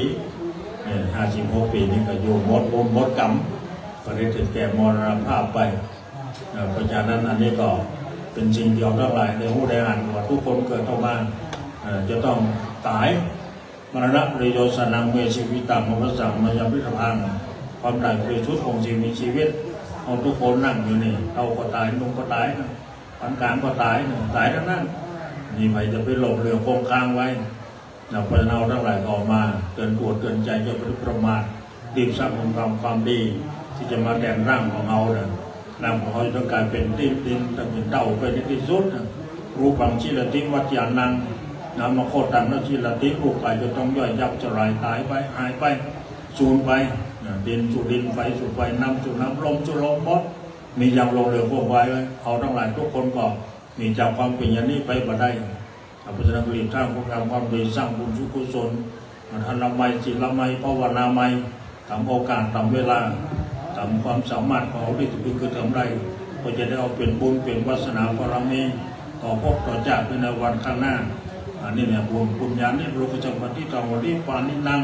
คนเดียวทั้งหลายทำมาสูนายสลายไม่ได้มันรออยู่ทางหน้านะมันจะปาโดยจิตวิญญาณเอาไปสู่ภพภูมิทำในส่งของบุญนะบุญก็ไปสู่สุขติถ้าบาปก็สู่ทุกขติก็เอาทั้งหลายต้องการไปสู่สุขติทุกขติก็อยู่เดียวทั้งหลายนั่นแหละเป็นผู้ที่จะต้องพาชีวิตของเราวิญญาณของเราไปคนอื่นในเพียงแต่มาร่วมแสดงความกำเนิดกตเวทีตาธรรมหรือมาสู้แสดงความเชื่อใจอะไรในการจับไปร่างตัวใจเอาร่างกายที่เป็นอดีตเป็นน้ำลมไฟอันนี้จะเป็นวิธีเผากันเป็นหน้าที่ของเราทั้งหลายส่วนบุญกับส่วนวิญญาณนั้นมันก็ไปของคนแล้วกรรมุนาปฏิตุโลโกถ้าโลกเป็นไปตามกรรมกัลยาณกัลลีกัลยาณังทำดีก็พาไปสู่ภพภูมิที่ดีดังที่กล่าวมาแล้วนั้นคือสุขติปาปะคดีจะปาปะกังพระธรรมบดีกรรมบดีก็จะพาไปสู่ทุกขติจะมีความสุขมีความสบายพระเราทั้งหลายต้องการจะให้วิญญาณของเราไปสู่ภพภูมิใดก็อยู่ที่ตัวทั้งหลายอัตตาหิอัตโนนาโตโกยินาโตปโรจิยานเพราะนั้นวันนี้ก็ขอบุญกุศลความดีความปฏิกตาวิธีธรรมญาติธรรมอย่าต่อถึงผลบุญกุศลที่เราทั้งหลายได้ร่วมกระทำความเพียรวันนี้ก็ขอจงมาสนับสนุนพระวิญญาณดวงวิญญาณของท่านพระแสงสุธรรมโมได้มารับทราบอนุโมทนาจะได้สำเร็จเป็นประธานอนุโมทนาใหม่มีความสุขมีความเจริญสัมปรายภพตามเจตนาของหมอทั้งหลายของผมก็ส่วนและส่วนที่เป็นพรย้อนมาพบประกาศาบรรดาสถานญาติโยมทั้งหลายอยู่ในมีโชคให้ทุกข์ให้โศกให้โลกให้พยุงทุกวันละทุกขับละปฏิบัตินาสารธรรมศาสตร์ด้วยตัวกันทุกท่านเถิดสาธุสาธุสาธุยะถาวาริวะหาปริปุเรนติสังขลังเอวะเมวะอิโตตินังเปตันนังอุปกปติอิชิตังปฏิตังตุมังคิปะเมวัสมิสตุสัพเพปุเรนตุสังกปปาจันโทปนรโสยะถามณิโชติระโสยะถาวิวัจจันตุสัพพะโรโควินาศตุมาเตภวัตวันตรายโยสุขิติกายุโกภวะภิวาทนาเสริสเนจังพุทธาปัญญาทิโนจัตตารโรธรรมวัฏฏันติอายุวันโนสุขังภาลังภาสิเมอากาสิเมยาติเมตาสภาจเมเปตานังทักขินังราชาภูเปกตัมมนุสรังได้รุณังวาโสโกวายาวันยาปริเดวนานาตังเปตานามัสสายเอวะเอทันติยาตโยอายังจะโหรากิราปินาสังฆังมิสุปฏิทิตาภิมารัตตังนิตายังสัทธานาโสอุปกังปฏิโสยาติธัมโม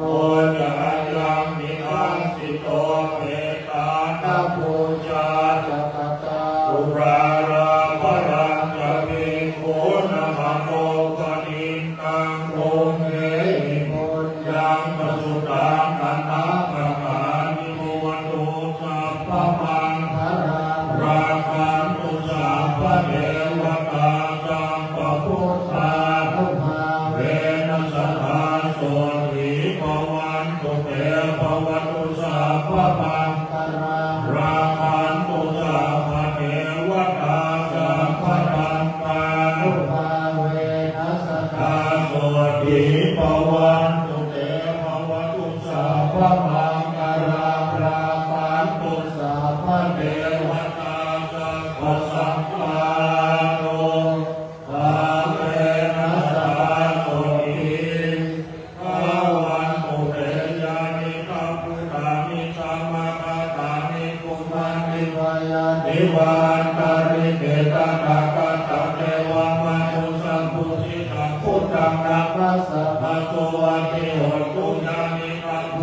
นิสัมมาตะกานิภูมานิวายานิวากาลิเกตังอาตตะเมวังมานุสะพุสิตามังมังอามัสสะวะสุวะนิโยโตยานิกาภูตานิสัมมาตานิภูมานิวายานิวากาลิเกตังอาตตะเมวังมานุสะพุสิตาสัมมังอามัสสะวะสุวะนิโยโตเวทัสสะสัมมาวัสสะวิปัสสะสัมมาวัจยะปริณามุนาตุจเกวิญญาสัมมานังเวรังสัมปัตติปัจจารังวิสิโนวะสยานโนวะยังวัตังสัมวัตตังมิโนเอตัสสะตินาทิตยาพระมันเอตวิหารังมิตามาโหติปิจานุภาคัมสีลาวะรัสสะเนนะ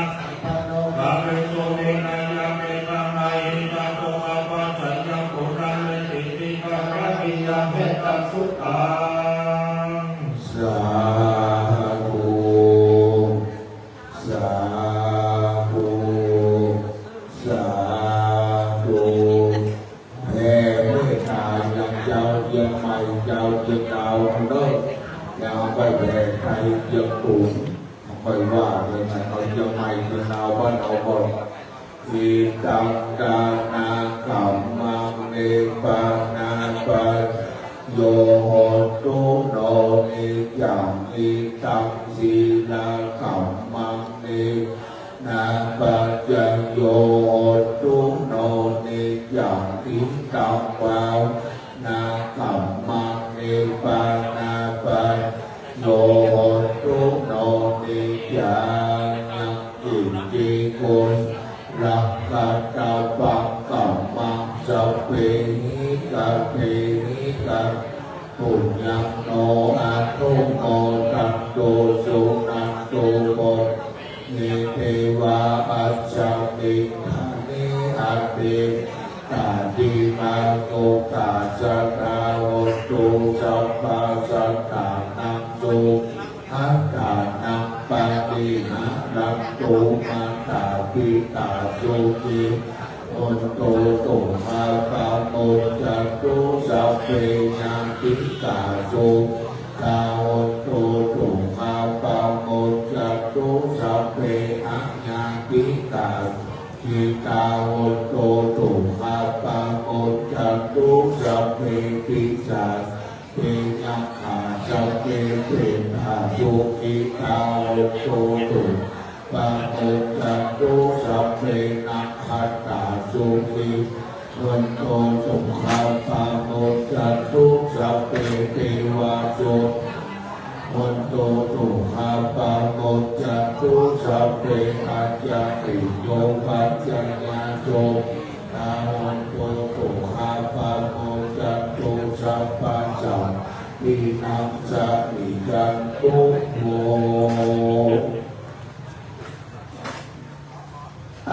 แผ่เมตตาไตรโนพี่น้องไทยอยู่คลองเดินผ่านว่าขอกันโนโกโชมีปีนายมีใหญ่มีน้ำเอาสัจกาได้สร้างบารมีมาไล่เส้นกับฟ้าตั้งเด่นตั้งในเจบีเจจาเจมจักเจมโกนเวไนสัตวานาจักกวานาอานันตจักกวานาตาเสแกนทอโอโมตกโยสาธุอนุโมทนาได้รับกุศลความดีมีกันเจเจจักกังเลยกันเนาะสาธุสาธุสาธุบนเราไว้นักเรียนคำสานายานังศีลายาภาวนายาหะโตคาดังสีกังโลยาโตตุหัตถิ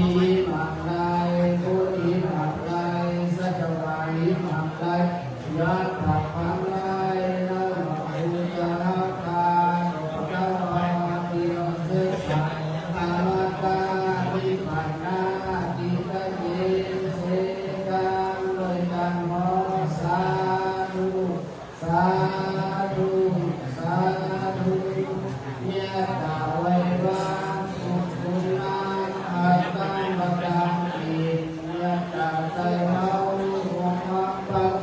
สวัสดีเพียงสะดวกการซื้อให้วันซื้อการซื้อถึงการเย็นเจ้าขานาการซื้อให้วันซื้อการซื้อถึงการเย็นเวียดิกาการซื้อให้วันซื้อการซื้อถึงการเย็นเกินสุดสังขารต้องการซื้อให้วันซื้อการซื้อถึงการเย็นเกินสุดเย็นมาเมตตาดากันเย็นสาธุสาธุสาธุ ต่อไปเราจะวัดการร้อยแบบล้านนาเชียงใหม่เชียงดาวบ้านเราเป็นการพอคำนาพระมหาเถระมัชฌิมเถระอนุเถระสามเณรลูกโลกลูกป่าส่วนตุลงแสงชุนโมนั้นอยากว่าคนหลังแล้วก็เผาเลยเนาะมีวันการครูอาจารย์มาก่อนวันตามีวันเตสัมปังนาคาทางอานาทะเมวันเตมัญญังตังปุญญังสามินาอานุโมทัพปังสามินาการตังปุญญังไมหังตาทัพปังสาธุสาธุอนุโมทนา รักษาธรรมังรักษาสังฆังรักษาโยวันโนสุขังพลา สาธุสาธุสาธุอโยวัตอังกาคุณธรรมขององค์อินทร์พันธ์เลิศคุณจอม ขอทุกท่านขอทุกท่านให้ก็เอาคาคาถาธรรมดังสียามเหลือคาปันติเกิดกันโตตุนคำจบที่ว่าพระพุทธกันอย่างมีพระตนอโอกาสาโอกาสาโอกาสาตุนคำจบที่ว่าและการพละสามเดือนแล้วเพียงปีกว่าธรรมะสายเดือนเพื่อแม่โนตัดตัวข้าแต่ความหวังผู้ไว้อะไรคุณถามทาวันนาก่อนย้อยตันโตไว้ที่เขาสัพพิติโยวิวัตจันโตสัพพะโพโพปุญญสัตตุหันเตภวะวาราโหสุขีติกายุโกภวะราภิวาทนาสิริสังจังพุทธาปัจจายโนจตารโลธรรมาทันติอายุวันโนสุขังพลัง สาธุสาธุสาธุ สาธุ ถึงใจถึงโยนโยนก็คือคนเมืองเอาใจก็พี่น้องใจใหญ่พี่น้องนิ้วก็เป็นที่เรียบร้อยโยนวัดจากคือกระหับหัวตาเนิ่งจะเริ่มจอดว่าสังการใจเปิดใจบางสกุลชุดที่หนึ่ง4 คนชุดที่2 10 คนชุดที่3 10 คนชุดที่4 10 คนและจะเป็นไทยปิ๊กและไทยมหาบางสกุลบอกในสดาอยู่ดาบปกติเนิ่งห้ามเที่ยวไปเที่ยวมาชลบเข้าประจำที่ให้เรียบร้อย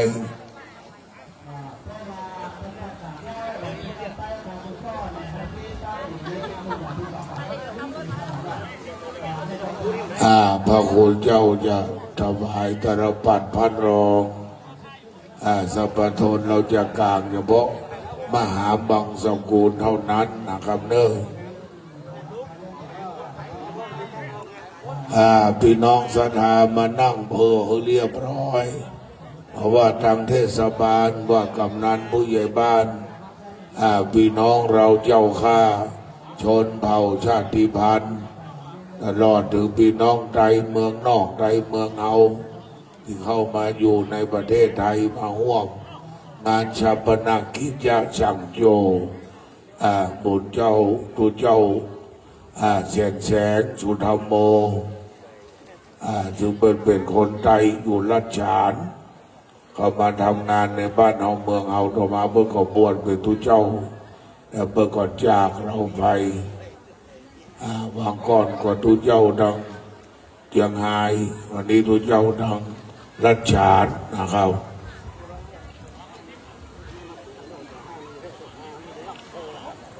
ท่านพระครูถ้าพร้อมก็มาทำหัวข้อนอนศรัทธาอยู่กับที่กับทางนึงห้ามเตียวไปเตียวมาคนบักเก่าเบิ้นว่าตาสองตาคือพ่อเบิ้น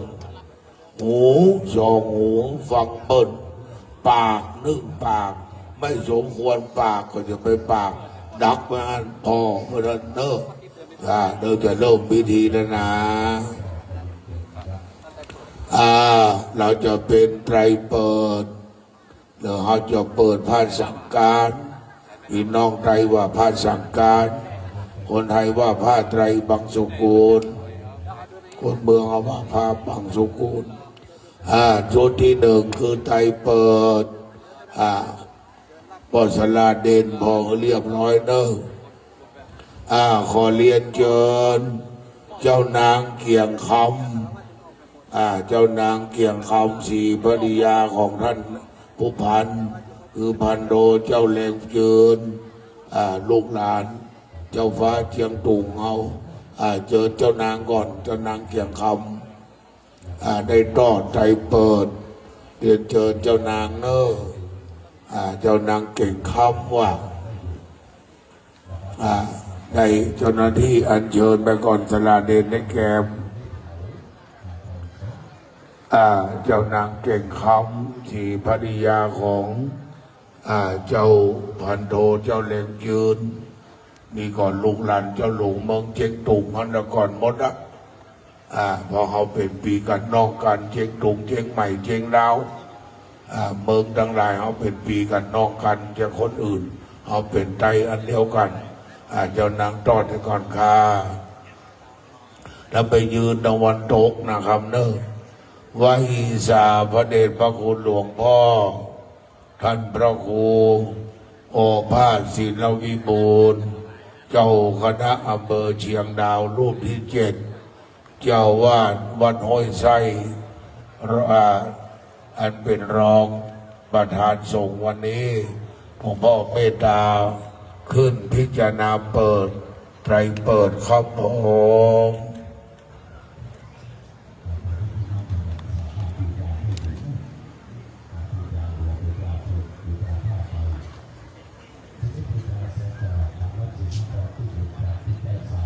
พระเดชพระคุณหลวงพ่อห้ามธนบัตรก่อนเดินไปก่อน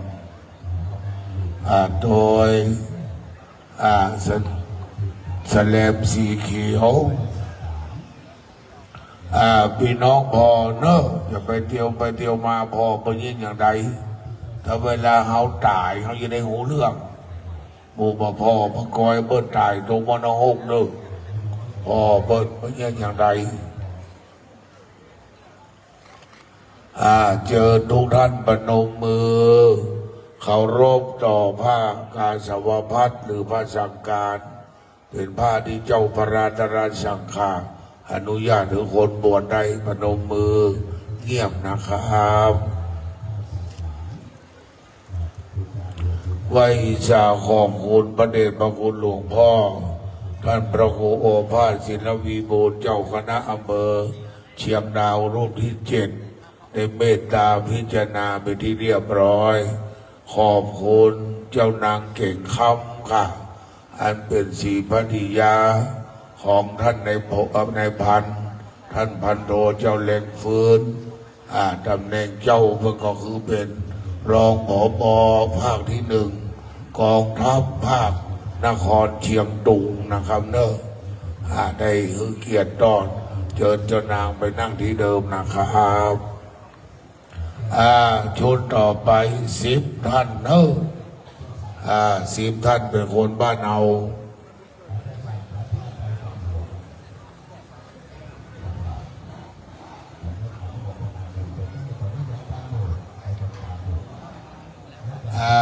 นำเกียมตัวเนอะนี่คนบ้านเอาท่านพันตำรวจโทพิรุณสมพงษ์อดีตผบ.ร้อย1ค่ายนเรศวรมหาราชคุณครูพิมพ์สวัยก้อนคำ คุณนิมิตโพธิสันท่านสทเมืองเชียงดาวอาจารย์เจเวงเบี้ยพึ่งสทเมืองเชียงดาวพ่ออินทาตานีสารวัตรจินดาธรรมชัยร้อยตำรวจเอกปีชาสิงห์คำสารวัตรคมสันเพชรรัตน์นายอินสอนวงศ์สิงห์คำคุณครูลำจวนที่ประรดเจอเนอร์เจอ10 ท่านไปเข้าแถวก่อนรอกันให้มันครบ10กินทานพร้อมกันกินพร้อมกันทานพร้อมกันแต่เวลาตายนึงตุลุงแสงไปก่อนแม่ครูทั้งหลายไปเข้าแถวก่อนถ้ามันครบ10มือสลาเด่นบอก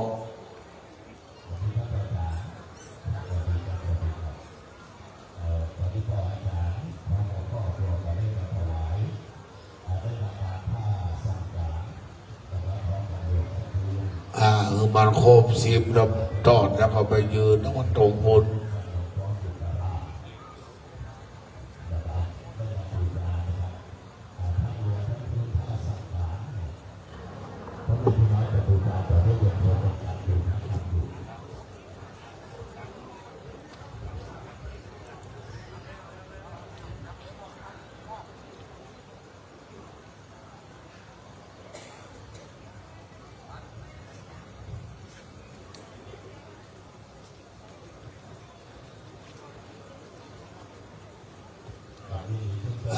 ครบแล้วก็ตอดเลยนะครับจะดูที่จะดูแลด้วยและยืนมุมใดมุมหนึ่งทอดพร้อมๆกัน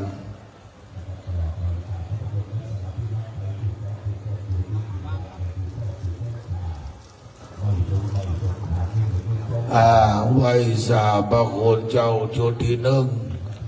10 รูปดังนี้พระเดชพระคุณหลวงพ่อท่านพระครูโกศลสังฆพิทักษ์รองเจ้าคณะอำเภอเชียงดาววัดพระนอนสมคาบพระครูประพัฒน์สังฆกิจเจ้าคณะตำบลเชียงดาวเขต2วัดอุตราวังจอมพระอธิการราชสิริวังโสเจ้าวาดวัดป่าบุญนาคท่านพระตัวแทนพระครูบริสุทธิ์ศิลานุโยชน์เจ้าคณะตำบลเมืองคองวัดม่วงคำพระพิรัตจันทสาโลวัดอัมพวันม่วงคองพระครูกนยานกิจานันท์เจ้าคณะตำบลพงธรรมวัฒนน้ำงามชัยประการพระครูเกษมจริยานุโกลเจ้าคณะตำบลปิงโกงเขต1วัดบางมะคงหรือตัวแทนเจ้าอธิการธีรพงษ์ชยมังคโลเจ้าคณะตำบลแม่นาคเขต1วัดจอมคีรีพระนัทพงษ์สุรปัญโยเลขาเจ้าคณะตำบลเชียงดาวเขต2วัดอินทารามและ10พระครูสังฆลักษณ์สมบัติโกภาโสเจ้าวาดวัดสุวรรณวาสบันทงอำเภอแม่ริม10 รูปกราบอาราธนานิมนต์ครับผม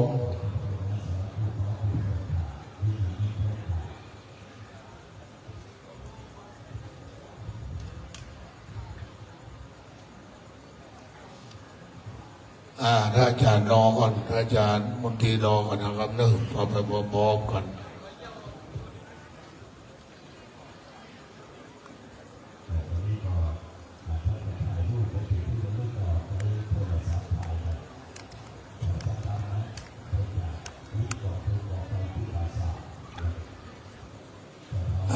พระโคนเจ้า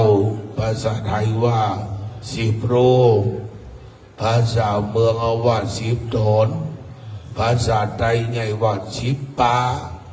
บัดเนนนี่เป็นเจ้าฉากคือเจ้าหลวงนี่เป็นเจ้าสลารองนี่ก็บุตรเจ้าบุตรจางทุกท่านประนมมือเงียบนะครับ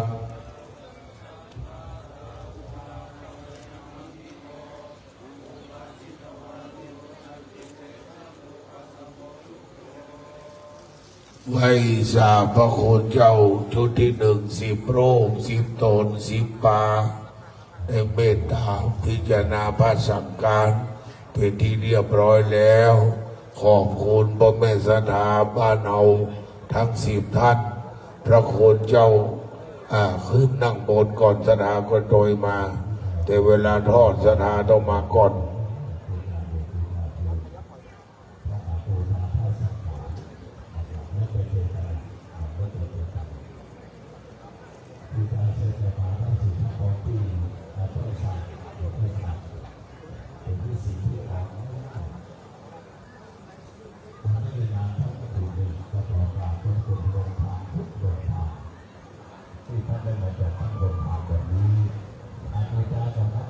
พระคุณเจ้าถวายตรปัดคืนต่อไปชุดที่2พระแม่สถาชุดแรกมันขึ้นไปนั่งที่เดิมชุดที่10 ท่านเกียมตัวเน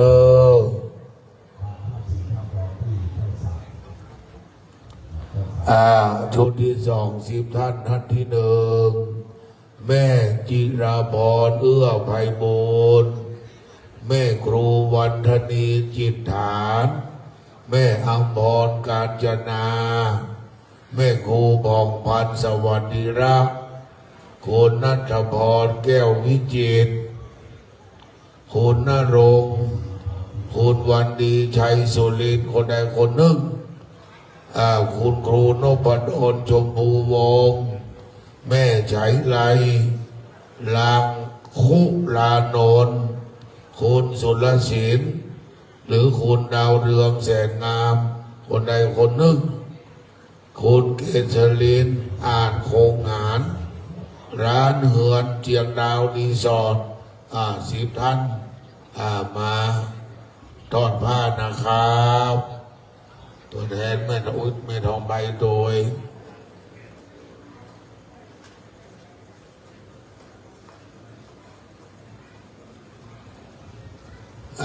ได้กินหวานตาลม่วน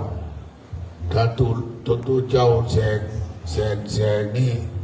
มาได้เข้ามาเมืองไทยอยู่รัชชาติก็คงจะตายรัชชาติเพราะเป็นคนบ้านนะ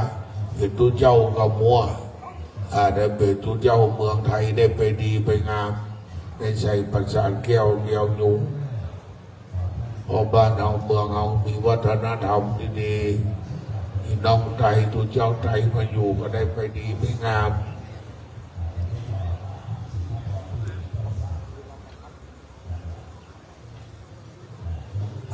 ไว้สาพระโคนเจ้าชุดที่10 รูปดังนี้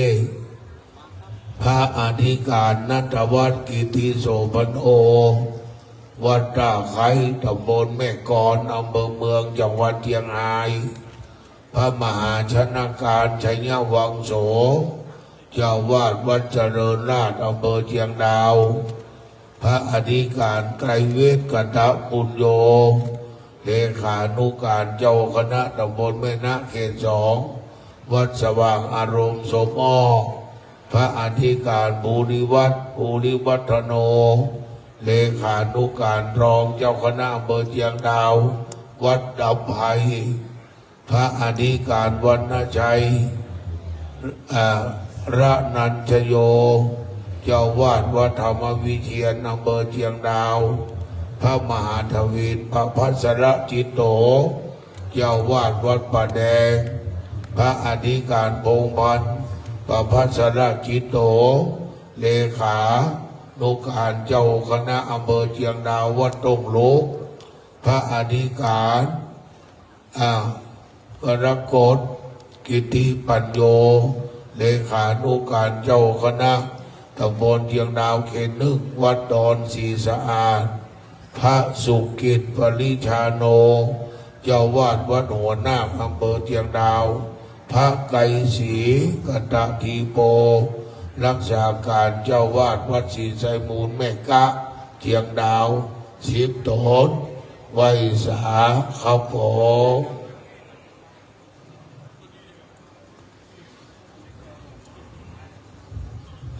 อาจารย์อ้วนๆนี่อาจารย์วรรณวัฒน์บุญประยุทธ์ท่าไคร้เมื่อก่อนเป็นเพื่อนกับอาจารย์หนึ่งเอา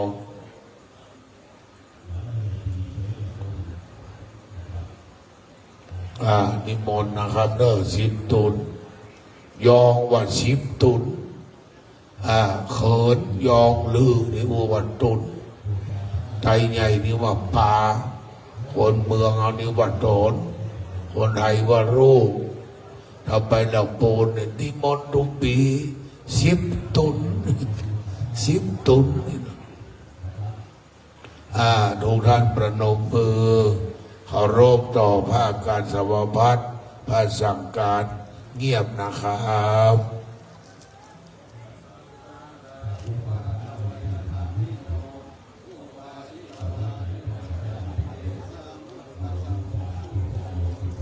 ไว้สร้างขอบคุณพระคุณเจ้าทั้ง10 รูปได้อนุเคราะห์สงเคราะห์เป็นที่เรียบร้อยต่อไปชุดที่3จะเป็นพี่น้องไทยเขาเนอะ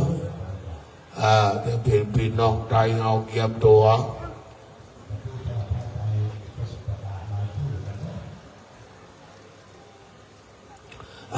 พี่น้องไทยเก็บตัว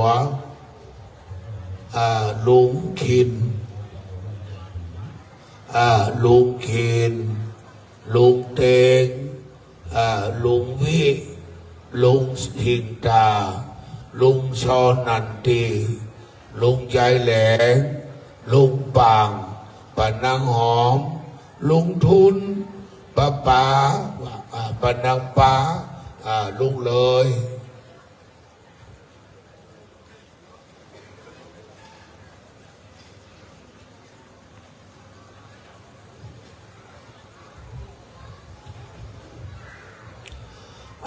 เจอเนอะ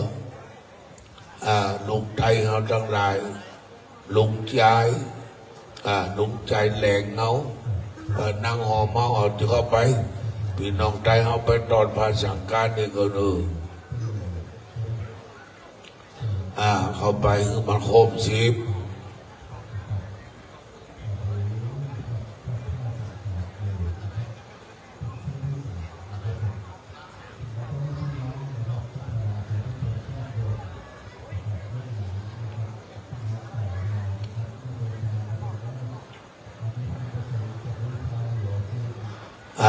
มาโคม10แล้วเอาไปตอดเลยยกมือไหว้พระสังฆาเองพอเป็นพระการสวาพัฒน์ที่เจ้าพระรามอบพึงกุลบุตรในโบสถ์ไหว้สาพระคุณเจ้า10 รูปอาจารย์ตุนาแทนนำเตืองเนอะพระไปสีกตาธิโปวัดศรีสายมูลแม่กา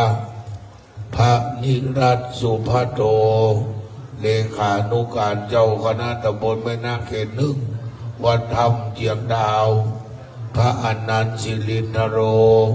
ผู้ช่วยเจ้าวาดวัดศรีดอนใจเจียงดาวพระกองวัดไม่เอ็นพระปริยาปัญญาปิโต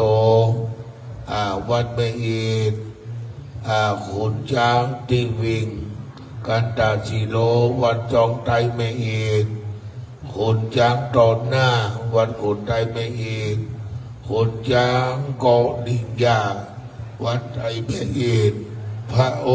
พัตติม10 ตนเนอะนิมนต์คาถ้าเป็นตุหลวงนี่ก็เจ้าชลาถ้าเป็นตุรองนี่ก็บุญเจ้าบุญจ้างท่านเนนนี่ก็เป็นเจ้าช่างคนไทยก็ว่าเจ้าอาวาสรองเจ้าวาดผู้ช่วยเจ้าวาดคนเมืองนี่ตุหลวงตุเจ้าบรรณากานี่มาอีก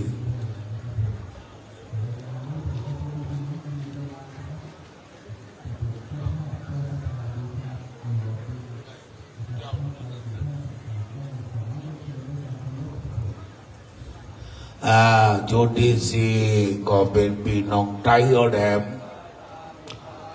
เก็บตัวไว้เนอะปานังบุญปานังคำใจทุนเวอร์นังยง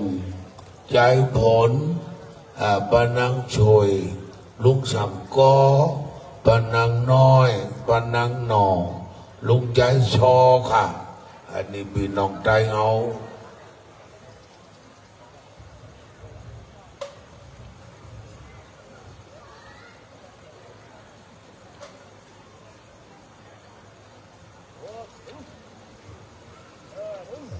ไว้สาขอบคุณพระคุณเจ้าชุดที่3ได้อนุเคราะห์สงเคราะห์พิจารณาเป็นที่เรียบร้อยต่อไปชุดที่4จะเป็นตัวเจ้าชุดที่1นั่นเนอะฟังก่อน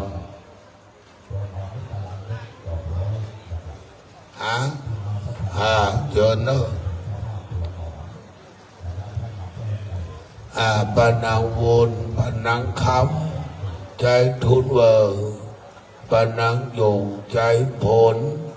ปานังช่วยลุงสังกอปานังน้อยปานังหนอใจชอว่า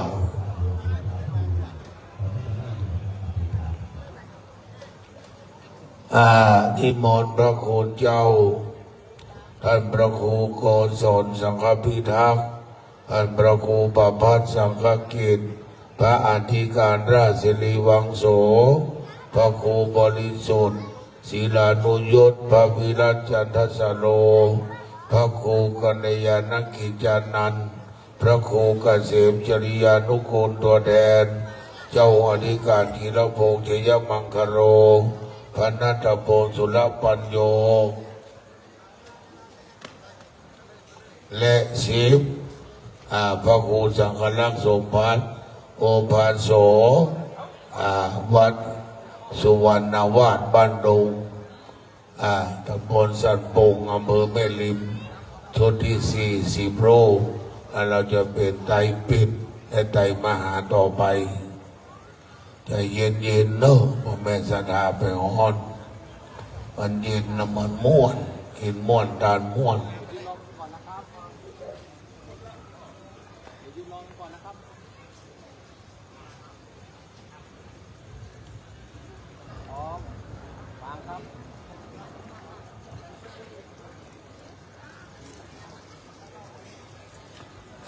คณะสงฆ์เขาแอมเข้าไปพระเนรมันได้มันเต็ม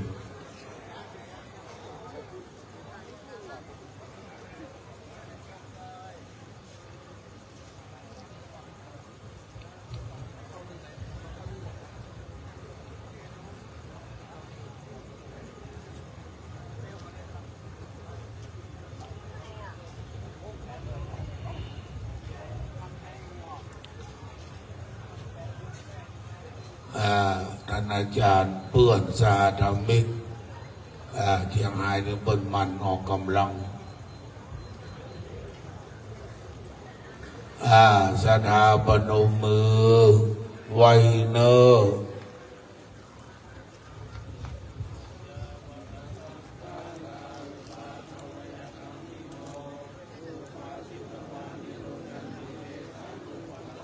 ไว้สาขอบคุณพระคุณเจ้าทั้ง4 พระองค์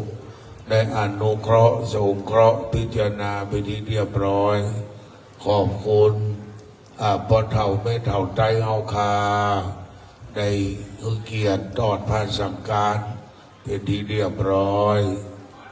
ต่อไปจะเป็นไตรปิฎก1 ไตร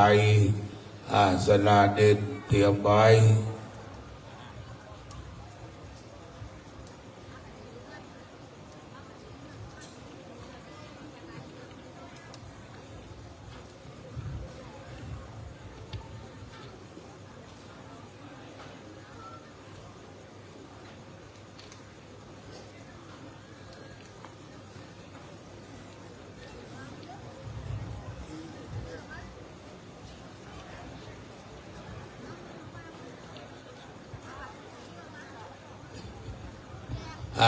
มานั่งที่ให้เรียบร้อยห้ามเตียวไปเตียวมาเมาหัวพี่น้องเขินพี่น้องลืมว่าโหเมาเจ็บหัวไปโหเจ็บบินพามไป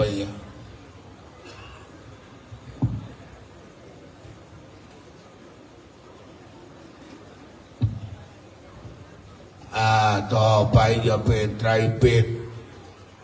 ขอเรียนเชิญพ่อหลวงสมบูรณ์ศรีชัยผู้ใหญ่บ้านหมู่6บ้านมึกเทียงดาวตัวแทนสถานถึงอำเภอเทียงดาวเนี่ยคือทอดไตรบังสกุลไตรปิฎกเรียนเชิญพ่อหลวงครับผม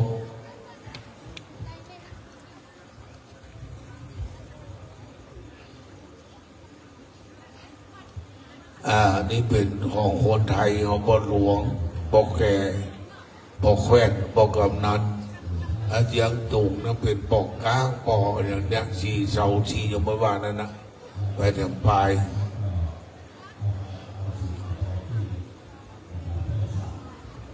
ไว้สาพระเดชพระคุณหลวงพ่อท่านพระครูพิทักษ์พัฒนาธรรองเจ้าคณะอำเภอเชียงดาวเจ้าวาดวัดจรูนพัฒนารามคือวัดหัวโต๊ะนิมนต์หลวงพ่อนะครับบอกคนอ้วนแต่แข็งแรงดี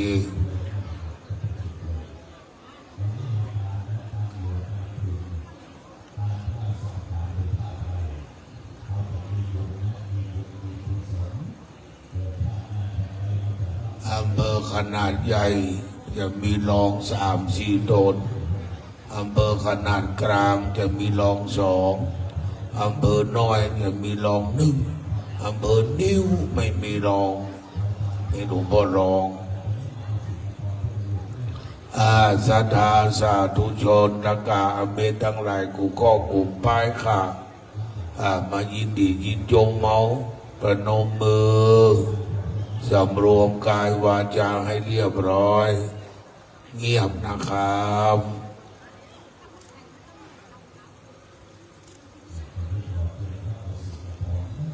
ไว้สาขอบคุณพระเดชพระคุณหลวงพ่อรองเจ้าคณะอำเภอได้พิจารณาไปที่เรียบร้อยต่อไปจะทอดมหาบังสกุลใหญ่เดือเบิ้ลมดเนอะ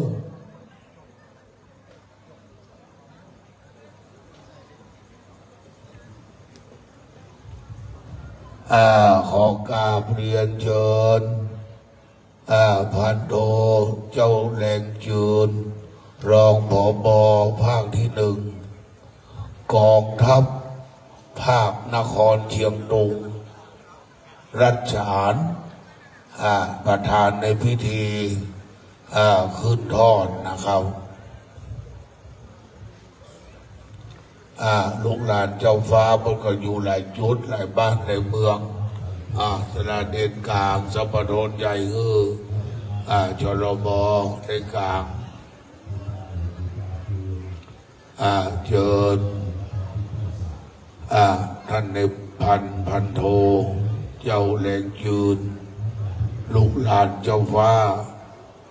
เมืองต่างๆเช่นแต่ก่อนมีเจ้าเทียงตุงเจ้าฟ้าเทียมตุงเจ้าเมืองเชียนวีชีปองบ้านเมืองก็ไปประตาบ้านตะเมืองก็มีบ้องหายไปยังมีทายาทของเจ้าฟ้าอยู่นักอยู่ที่เขาเคารพนับถือกันไว้สาพระเดชพระคุณหลวงปู่ท่านพระครูบรีตารการนุรักษ์ที่ปรึกษาเจ้าคณะจังหวัดเชียงใหม่เจ้าวาดวัดอินทารามอายุ85พรรษา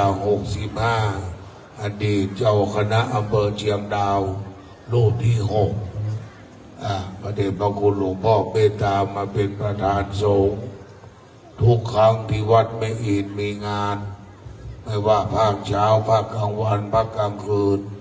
พระเดชพระคุณหลวงพ่อสัปโดนมาเพ่สัปโดนย้ายมาเลยย้ายมาครับหลวงพ่อเพ่สัปโดนสัปโดนย้ายมาเลยเอาอีกหน่อยหลวงพ่อมันเปิงหลวงพ่อถ้ามาเอามันบางงามมันเปิงเด่นอย่าไปว่าบอกไปหลวงพ่อบอกไปกันลุงพี่คืนเนี่ยหูไว้อย่าง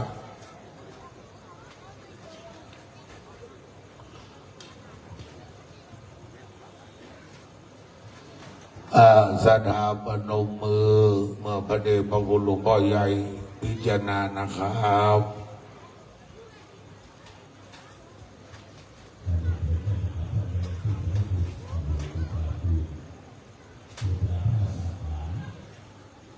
เอาดอกไม้จันทร์ที่หลวงพ่อเลยหลวงพ่อมาต้องลงมาแหนมรอบมาเอาถวายดอกไม้จันทร์นั่นเด่นเห็นหลวงพ่อวางดอกไม้จันทร์นั่นเลยมาต้องขึ้นลงอีดูมาเล่าดอกไม้จันทร์หลวงพ่อเลยหลวงพ่อเมตตาวางดอกไม้จันทร์นะครับแต่จะได้ไหว้พระสังฆเจ้าทั้งหลายลงมาหลวงพ่อวางเป็นเขาก่อนต่อไปจะวางดอกไม้จันทร์นะครับเนอะไหว้สาพระสังฆเจ้าจุตนจุองค์ลงมาตั้งรูปนะครับเมตตาหลวงพ่อจะปีก่อนเนอะนะครับอนิมนต์พระเจ้าพระสงฆ์ได้ลงมาหยิบหนึ่งช่อวางที่เจ้าหน้าที่วางไว้นิมนต์พระเจ้าพระสงฆ์จุตนจุวรองค์นะครับกราบขอบพระคุณท่านพันโทเจ้าแหลงจืนรองผบ.ภาคที่หนึ่งกองทัพภาคนครเชียงตุงมาดีนะครับ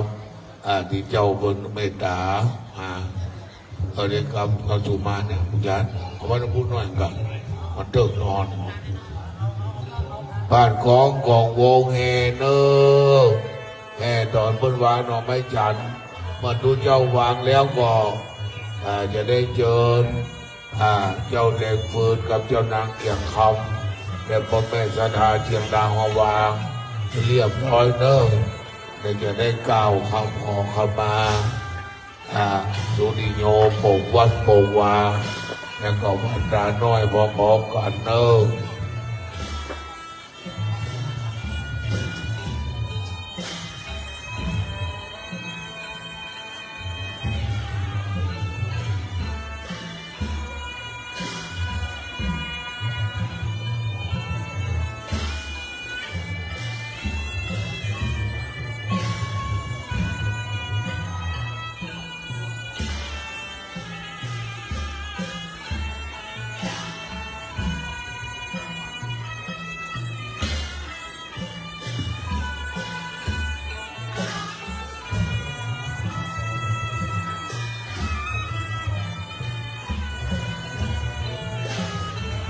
นิมนต์สามเณรเนาะแต่ที่จะวางดอกไม้จันทร์ก็มาวางเลยเนอะเดชศรัทธา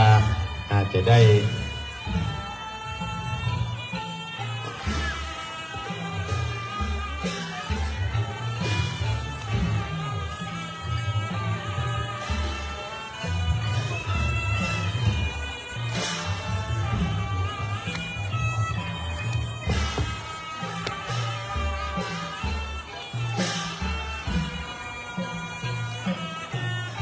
นิมนต์สามเณร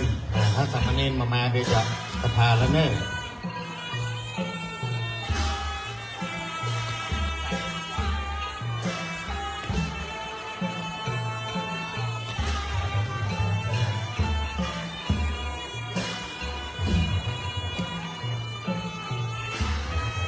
หยิบดอกไม้จันทร์วางเลยเนอะ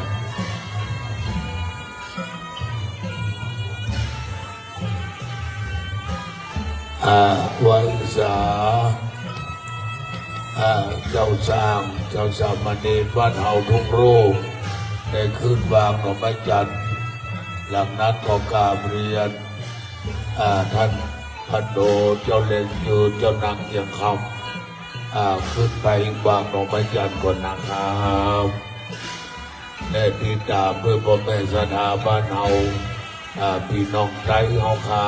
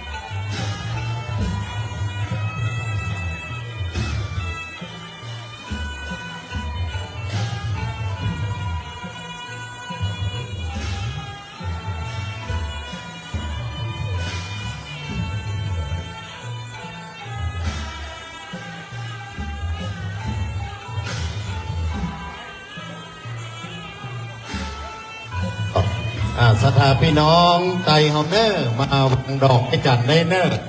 เข้ามาเลยเนอร์พี่น้องไตเฮาผู้คนผู้กอเนอร์มากันเดินไม้จันทร์เนอร์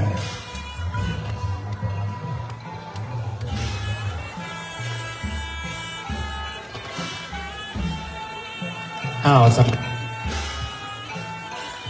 มเณรก็ช่วยกันเก็บครัวได้เนอะ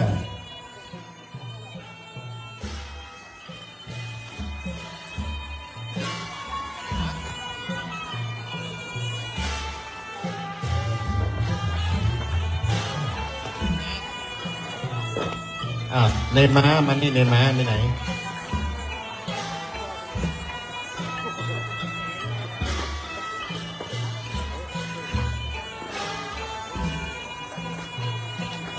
พ่อแม่ศรัทธาเขาช่วยกันคนหลวงคนดอกไม้จันทร์ไปจุ้งไปจอดกันที่ปราสาทคนเนอร์อันใดเก็บออกคือสลาเดนเอาออกให้เรียบร้อยอันใดจะประชุมเพลิงก็เอาไว้ตรงนั้นเดี๋ยวหอมเก็บแสลมเก็บอย่างเรียบร้อยจะได้สุมากันว่าเข็มขัดตึง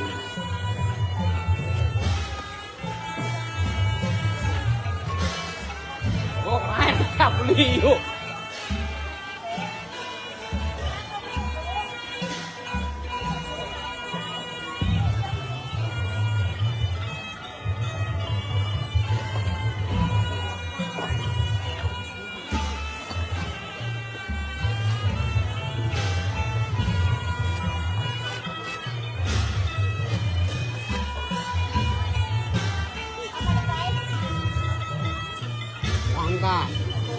จะบังก้าเอาตั้งกลางมันบังก้าไอ้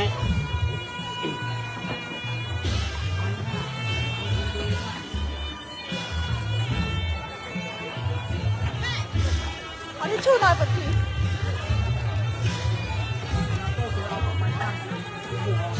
โอเค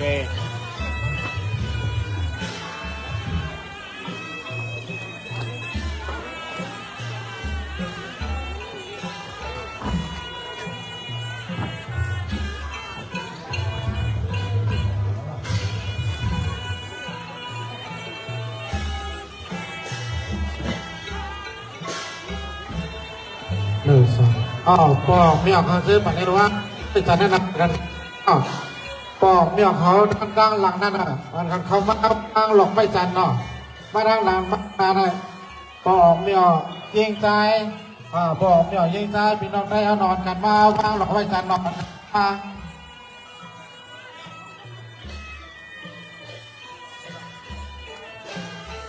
ปอกเมี่ยเขาเตรียมยิงถึงใจเนาะเอากันขึ้นมาว่างหลอกไม่จันด้านหลังนั่นเนาะด้านหลังนั่นก็คืออันปัดไล่ว่างหลอกไม่จันนั่นก็ออกกันเข้ามาดังในพิษหมอกได้ตัดถึงเนื้อบอกไม่ออกตั้งแต่ยิงใจกูก็เนาะชื่อปัดไล่ว่างบอกไม่จันนั่นไปก่อนเราเข้ามาว่างหลอกไม่จันเรียนนั้นหน่อยมันเข้ามาเนาะมันเข้ามาดังในเนี่ยพิษหมอกได้ตัดถึงกูก็จะยิงถึงใจเนาะกันเข้ามาว่างหลอกไม่จันเนาะด้านหลังชื่อปัดไล่ว่างนั่นก็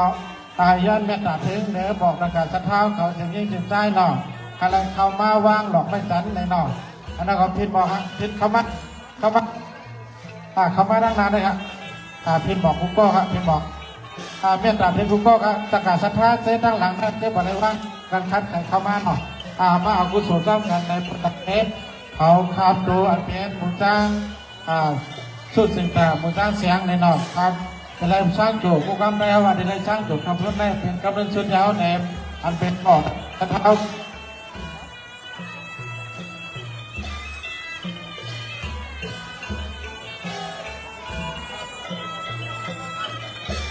ที่ซ้ำที่ไกลนี่ก็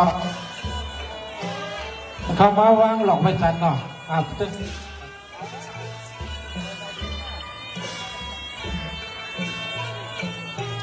ซื้อไปไรว่างเนี่ยก็จะเข้ามาหน่อยซื้อไปไรว่างตั้งหลังนั่นเนี่ยเข้ามาว่างหลอกไว้จัดหน่อย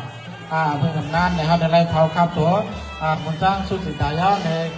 ก็ไม่ตัดถึงเลยบอกกับสะเท้าเขากูก็หน่อย เป็นญาติพี่น้องบ้านสองมาลัยว่างในเนาะอันตกาว่านเป็น10เนาะอันตกาว่านไม่เพียงเขาเก่งใหม่เนาะสองมาลัยว่างเนาะเอากันขึ้นมาดังปุ๊บมาลัยว่างในกอตกาว่านใหม่สภาวะข้ามรู้สองมาลัยว่างออกมาแหละรู้ใช้เขาอันนั้นเข้ามาแหละเข้ามาแหละ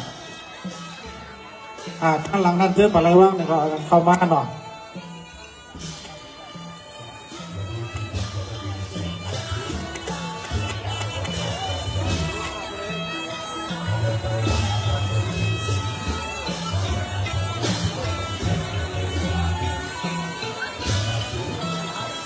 ญาติพี่น้องเนาะคุณจันแสงเตรียมตัวเนอะเดี๋ยวจะได้กันต่อนะเจ้าศรัทธาไผ่มัดสุบุรีใกล้บริเวณมณฑลพิธีเนอะยังสุบุรีก่อน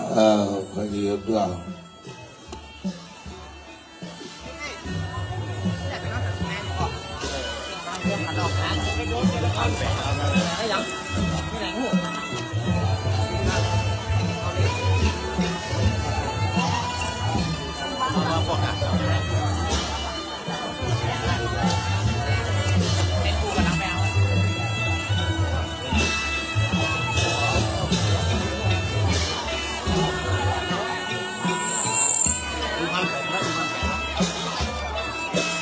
ตู้โ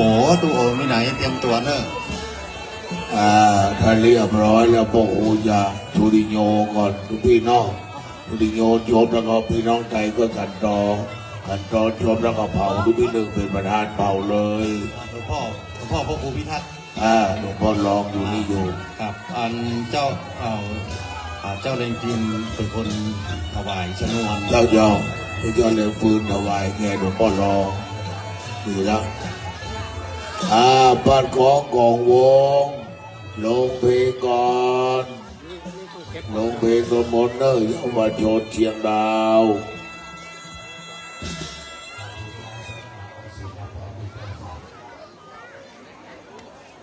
สมณเณรวัดนี้อีกของเฮามาหน้านี่หมดเลยเนอะทุกเจ้า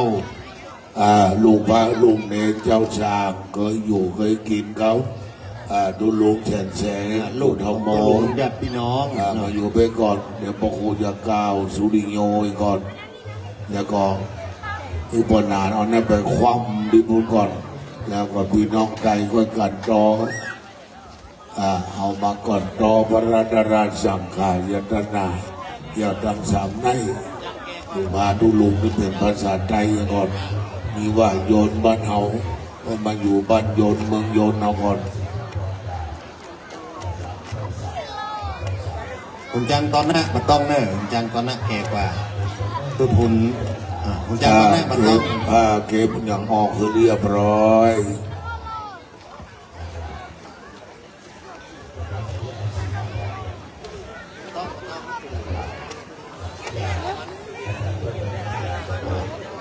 เน้นแสงเป็นคนกำขันเนอะขันมิติลุงพันขันจะมิติลุงพันเน้นแสงเอาขันที่ลุงพันพอนานมาอยู่บุญมาอยู่ในเน้นแสงบุญถ้าพ่อครูกล่าวสุริโยเสร็จแล้วพี่น้องไทยกันรอเสร็จเราจะวันตาน้อย1 รอบแล้วก็เอาขวดเนี่ยไปครอบบุญลูกหลานมีไหนลูกหลานนั่งลงเนอะศรัทธาทั้งหลายนั่งลงหิ้น้อยกันสุมาคนไทยว่าขอขมาคนเมืองเอาว่าสุมาพี่น้องไทยว่ากันต้อค่ะตู้โอคนเมืองว่าสุมาเจ้าคนไทยว่าขอโทษนะคะพี่น้องไทยว่ากันต้อค่ะ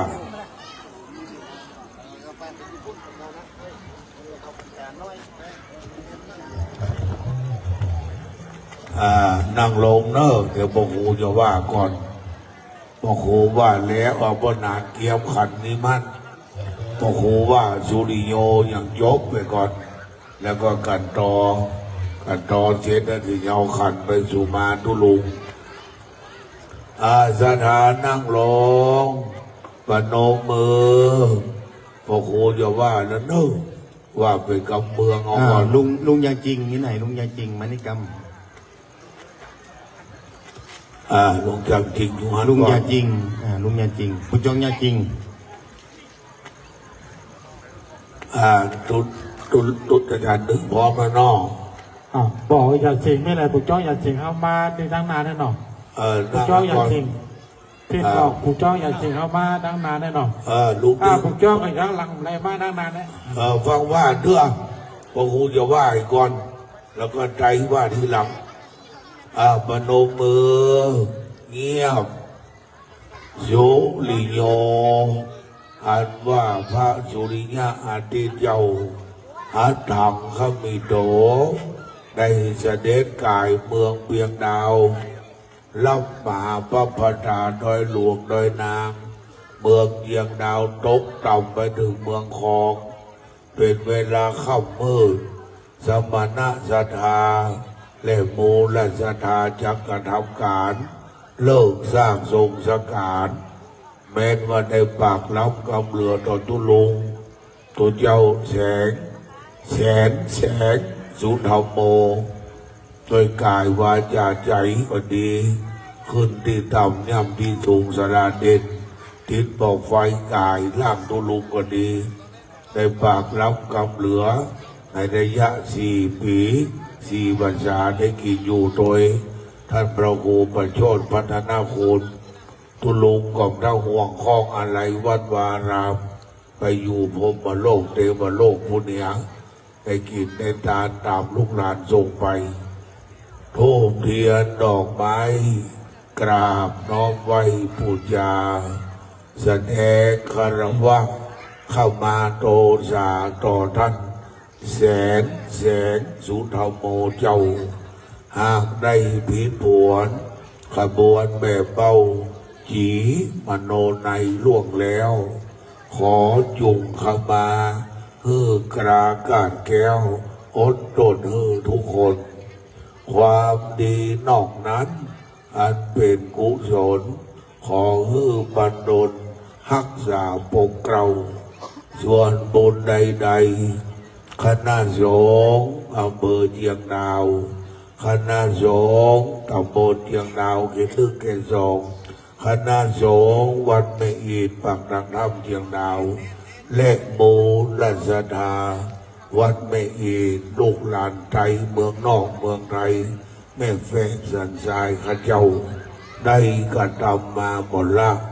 อุปถากรักษาบ่ประมาณหลายปีความเข้าผ่านมาขอบุญเรื่องนั้นตามโดยรักษาอยู่ดีคา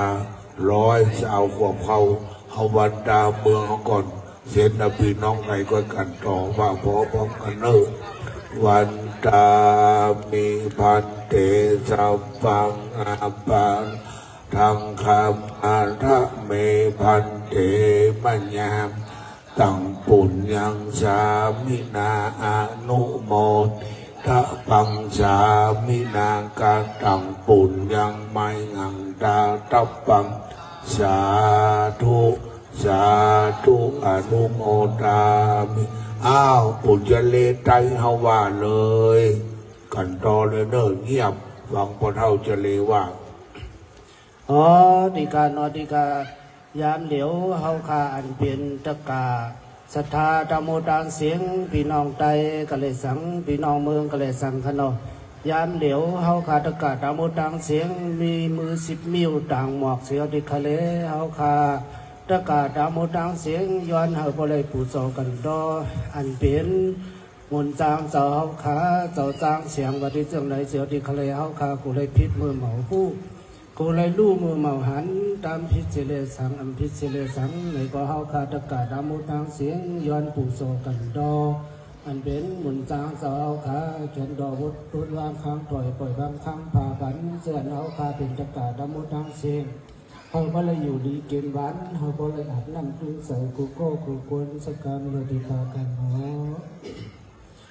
สาธุโอกาสาโอกาสาโอ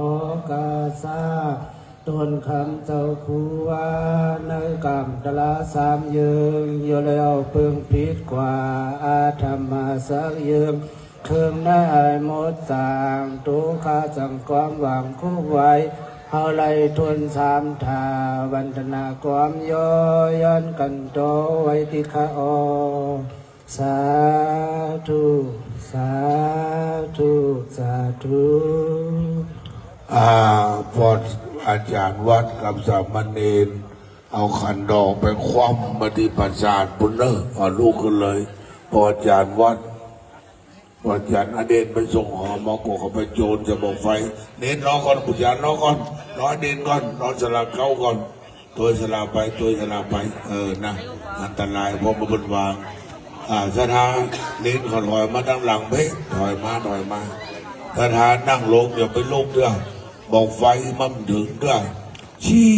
ไปเชียนบีชี้บ่อบุญชี้ไปเมืองปั่นบุญชี้ไปเย็งตุ่มบ่กว่าจะมาเจงไฮกว่าจะมาเจงเหล่าของปนเท้าพวกมาเจ้าบนเนินให้เผานะออกทางไกลๆเนอะถ้าพอบอกตรงนั้นอาจารย์ลูกบอก ลูกน้องให้เด่นเก็บหญ้าเนอะ พอเนอะ ม้วนหญ้าเลย ม้วนหญ้าออกก่อนปัดกองของวงของเกียมก่อนถ้าอาจารย์บอกว่าพอครูจะได้กราบเรียนเจ้าแดงฟืนถวายชนวนนึกแก่หลวงพ่อรองหลวงพ่อเมตตาประชุมเบิกปัดกองของวงกันใส่เลย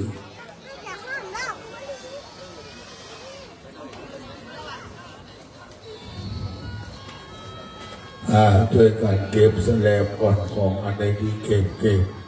อันใดดีเผา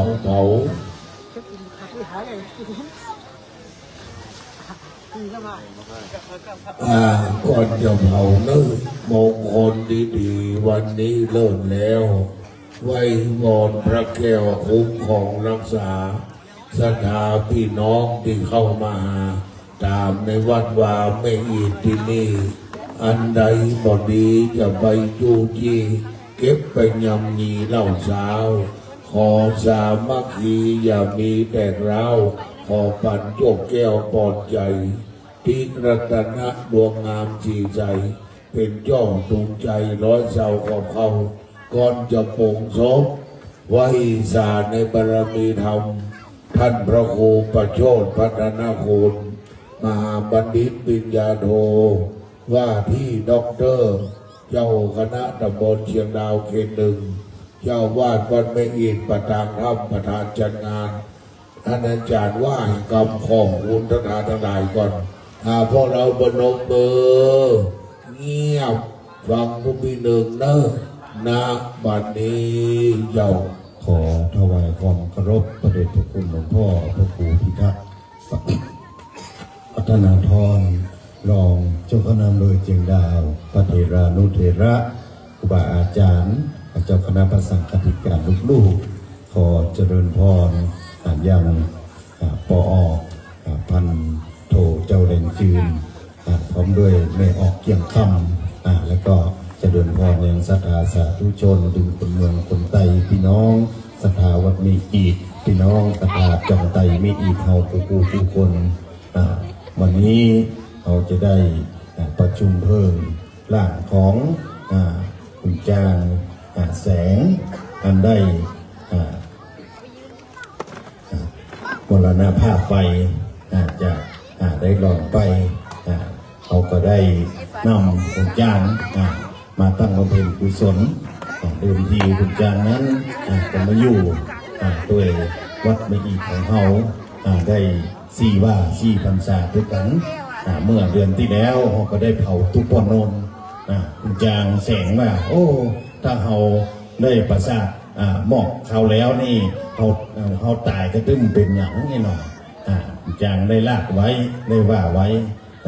ในวันนี้ตั้งคณะสงฆ์คณะศรัทธาเป็นคนเมืองคนไต้ก็ได้แปลงประสาทออกในแบบไต้เฮาผสมผสานเพื่อส่งสการต่างข้าประชุมเพลิงขุนจ้างซึ่งเดิมทีนั้นได้มาบวชเพื่อเข้าปฏิวาสบวชด้วยกันหลายรูปด้วยกันบวชแล้ว อยู่ม่วนก็ได้อยู่ต่อหลังจากนั้นก็สุขภาพก็ค่อยดีก็ได้ส่งไปรักษาด้วยโรคถุงลมโป่งพองที่โรงพยาบาลเชียงดาวแล้วก็นั้นก็มีแหมหลายโรคตามติดตามมาก็ไปรักษาที่ตึกสงโรงพยาบาลมหาราชนครเชียงใหม่ทุกเดือนจะต้องไปหาหมอตามนัดตลอดไปตลอดล่าสุดนี่คือวันที่18ที่ผ่านมาก็ได้ไปหาหมอก็ได้ไปหาหมอแล้วก็ปิกมาก็ปกติวันที่21วันที่22แมลงก็ยังขึ้นมาบนวัดอยู่มากวาดลานวัดอยู่แมลงแต่ในวันที่23ก็เจ้ามาก็บอกออกห้องตอนกลางไนกลางวันมีพี่น้องไตเขาไปห้องก็บอกขัดห้องก็บอกใครห้องก็เลยเรียกว่าบาอยู่ก้าหรือว่าบาออกมาก็เลยมันมีใครสนใจได้ไปพอจนมาถึงแมลงตู้โอที่อยู่ตัวก็ว่าวันนี้อย่ามาออกห้องมาวันค่ำมอห้องมาวันค่ำก็เลยมาห้องกุจังที่วิ่งก็ห้องเน้นแสงอันเป็นญาติไปห้องแล้วก็ว่าต่อก็ไปไขประตูเนี่ยเปิดหน้าต่างดูก็ปรากฏว่าได้มรณภาพดังนั้นเขาก็ได้นำร่างกุจังแสงมาประชุมเพลิงมาบำเพ็ญกุศลศพโดยพี่น้องไตเฮาในครั้งนี้ถือว่าเป็นงานของพี่น้องไตเฮาช่วยกันที่สำเร็จรุ่ล่วงดังนั้นก็ขออนุโมทนาขอบคุณกับศรัทธาพี่น้องไตเฮากูคนกูท่านที่ได้ช่วยกันแรงกายแรงใจและขอบคุณสามเณรวัดมีอีกของเฮาตั้ง50-60ป่าที่ได้ช่วยกันปูลานตัวหนอนที่เอาหันนี่ที่ยังบัดแล้วเนื่องจากยังขาดเจ้าภาพยังขาดเห็น8 ลำที่จะปูพอดีมันบัดตันคุณเจ้าสร้างเขาก็ช่วยกัน3-4 วันนี่ปูจนแล้วได้ตามนี้ดังนั้นก็ช่วยกันเพื่อจะให้ตันค่ำคืนนี้ดังนั้นก็ขออนุโมทนาขอบคุณองค์จังแสงอาตมาภาพเชื่อว่าหากว่าทราบด้วยดวงจิตวิญญาณวิธีญาณนั้นใดก็ดีก็คงสบายใจได้จะได้รับกุศลได้บุญไปสู่สัมปยภพดังนั้นก็ขออนุโมทนาขอบคุณโดยเฉพาะครั้งนี้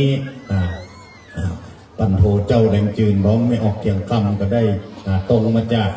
เกียงไฮมาจากดอยกเมืองมาร่วมเป็นประธานในการทรงสการตันกับในวันนี้ก็ขออนุโมทนาขอบคุณหากว่าการจัดงานหรือว่าการทำบุญครั้งนี้ถูกต้องบ่ถูกต้องตามหีบเมืองหีบไตอย่างใดอาตมาภาพในนามเจ้าวาดวัดไม่อีกก็ขออภัยกับทุกท่านทุกคนด้วยสุดท้ายนี้ก็ขออ้างอิงเอาคุณอำนาจพระศรีรัตนตรัยสิ่งศักดิ์สิทธิ์ทั้งหลายทั่วสากลโลกสิ่งศักดิ์สิทธิ์ปกปักรักษายังเมืองเชียงดาวเมืองเชียงใหม่และที่คุณจางแสงได้สร้างมาจงได้เป็นพระปัจจัยเป็นบุญกุศลกำจูอุดหนุนปอออกไม่ออกศรัทธาถึงคนเมืองคนไตเฮาคู่หูคนคือปราศจากซึ่งสัพพทุกข์สัพพโศกสัพพโรคสัพพภัยสัพพเคราะห์เสนียดจันไรอย่าได้มากำกายตั้งแต่นี้ไปมีคำปรารถนาสิ่งใดคือสมดังคำปรารถนามีเงินมีคำมีเข้ามีของมีสุขภาพร่างกายแข็งแรงให้เจริญด้วยอายุวรรณะสุขะพละปฏิภาณพระสารสมบัติกันทุกคู่ทุกคนทุกท่านเถิดสาธุสาธุสาธุกระดาพนมมือจะว่ากรรมเป็นก่อนเนอะก็เดียวจะได้เชิญเจ้าคือท่านพันโทเจ้าแหลงยืนในถวายไฟคือแกงหลวงพ่อรองอำเภอกระดาพนมมือเธอเป็นเจ้าช้างมหาเศรษฐีชื่อเสียงพอดีไผ่บอกอวดอ้างชื่อเสียงตุลุงแสงสุธรรมโมดี แม้นตายกระด้างยังมีคนอวดละไว้ ดินสู่ดิน ไฟสู่ไฟ ลมสู่ลมน้ำสู่น้ำเปิ้นเกิดเมืองนอกให้มาตายเมืองเฮาก็เป็นบุญ อาจารย์พร้อมหรือเปล่าครับเจ้าหน้าที่จันอัญชนาเด่นจุดไฟถวายเจ้าแรงยืนแล้วก็เจ้าจะถวายหลวงพ่อใหญ่ณบัดนี้เชิญนะครับจีบไฟส่งมือเจ้าจะถวายหลวงพ่อที่ไหนครับพร้อมนะครับหลวงพ่อรอที่ไหนอยู่บนเมื่อครูบาอาจารย์นี่นะครับรถไฟที่นั่นทีละปานของกองวนแห่สถานสาธุเนอะสาธุสาธุสาธุ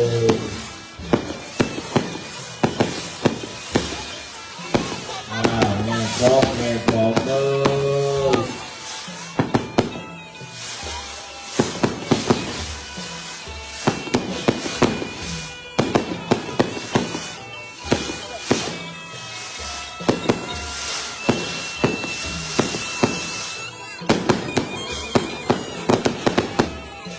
ขอให้เจ้าได้เดินทางกลับรอยต่อเมือง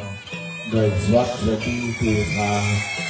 ร่มโพร่มใจของพี่น้องไทยต่อไปนะครับ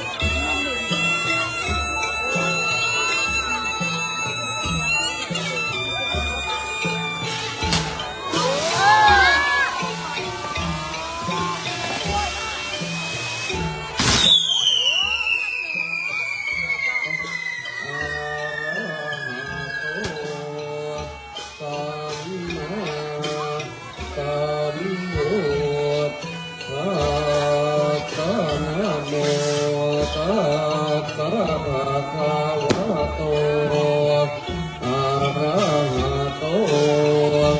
สัมมาสัมพุท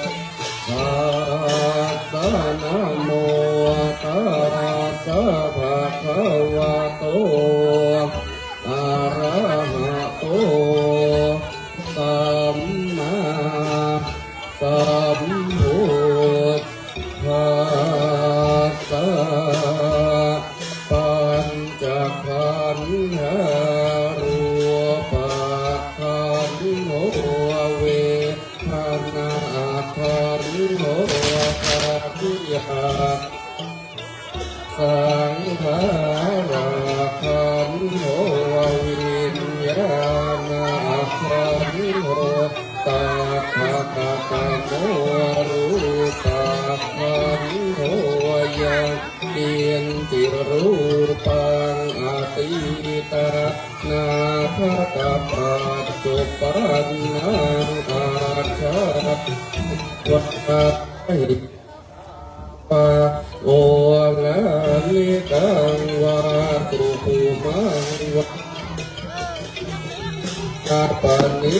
ตา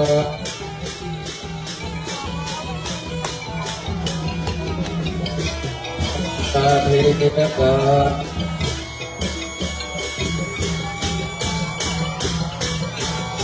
ปิดเตาตา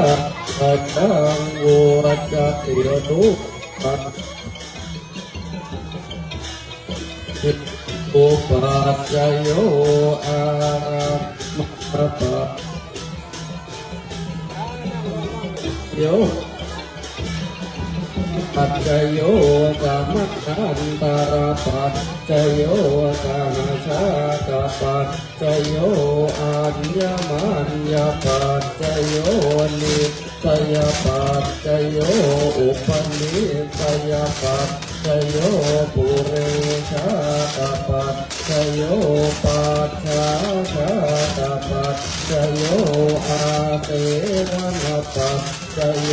กัมมปัจจโยวิปากปัจจโยอาหารปัจจโยอินติยปัจจโยชานะจโยมาคาปัจจโยกัมปยุตตาปัจจโยหิปยุตตาปัจจโยอาทิปัจจโยนาทิปัจจโยวิคตาปัจจโยอวิคตาปัจจโยอายังจะโคราคินาทินาสังฆังหิตุปฏิปิตาทิคาราตังหิตายะตานาโตอุปกาปฏิโตยะติธรรมโมจะยังมิทัสสิโตเปตานาปูชาจักตาอุราลาภลันจะพินามานุปะรินังตุมเหหิปุญญังปะตุตังอนาปะกันติ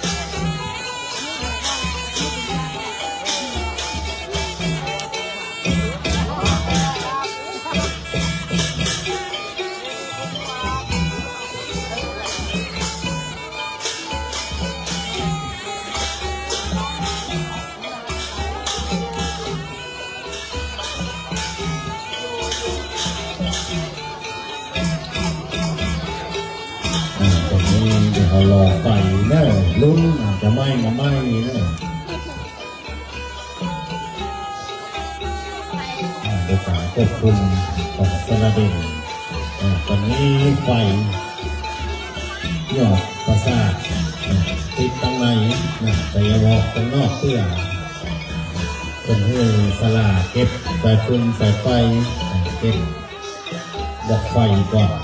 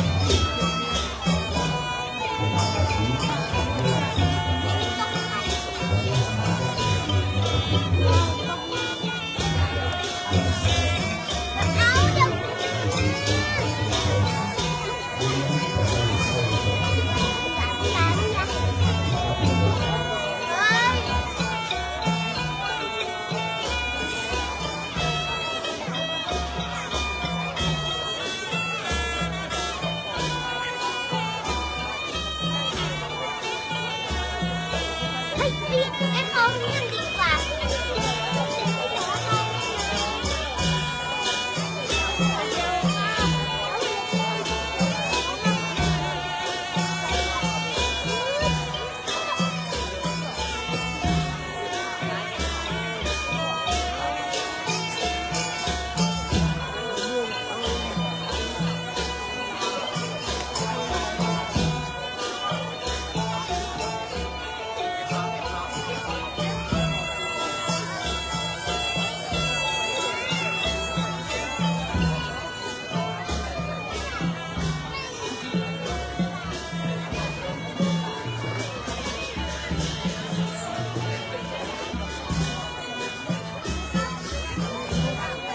สอง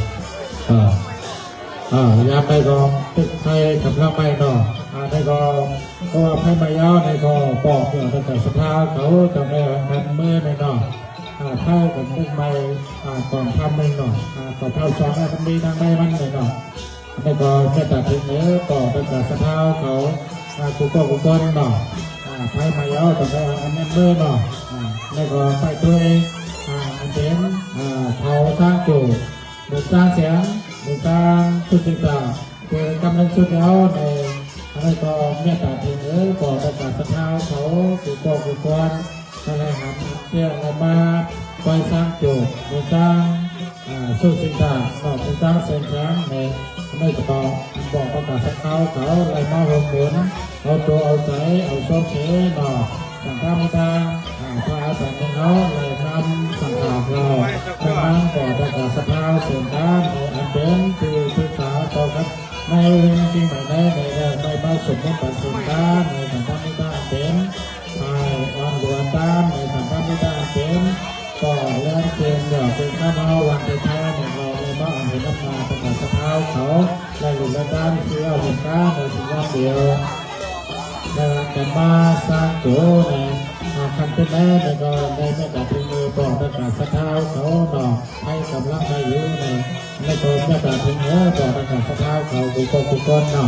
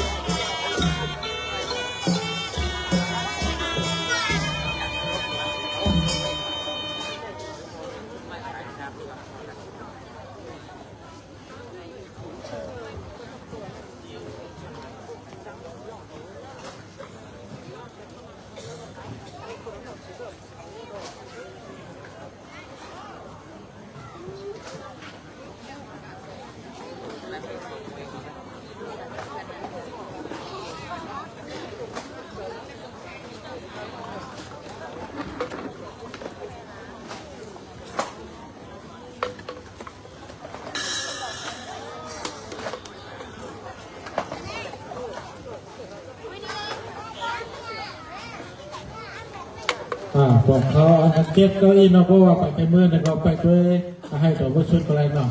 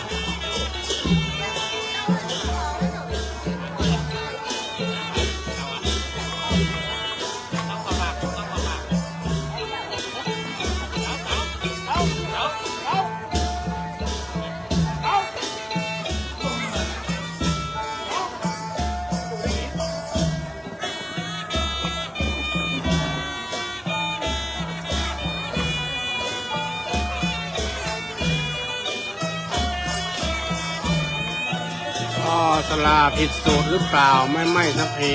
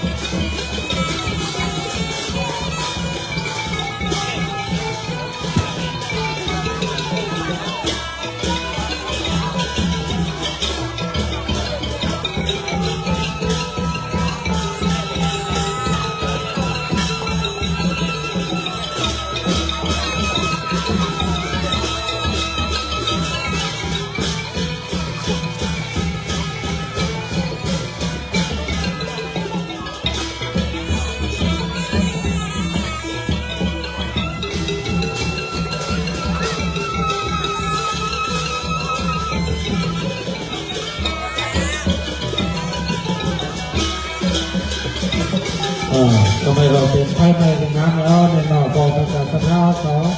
เพราะว่าปัจจัยนี้แล้วก็วันการไปเจอชุดๆต่างๆพอเจอไพ่ก็ไม่เดียวกำลังสุดอันเป็นแต่สร้างเสียงโดยการสุดสุดดาวในหลักการแล้วก็ในการคิดกล้าชาติดีมาเพื่อประกาศสภาพของมหาวิทยาลัยมหาวิทยาลัยก็เป็นต้นการอนุโมทนาสาธุทุกคนทุกคนในหน่อพยามันในหน่อไปเดียวในหน่อ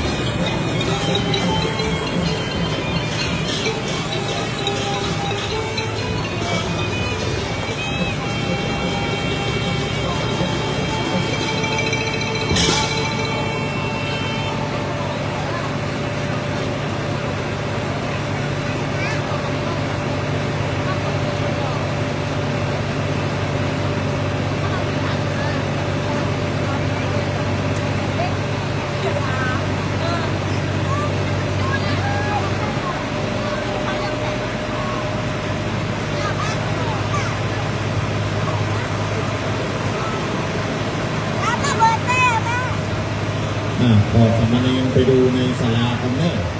เดินไปดูในศาลาเพื่อไอ้น้ำในส่วนไอ้ที่เป็นขีดมันจะเดินเก้าอี้เข้าไปพอกัน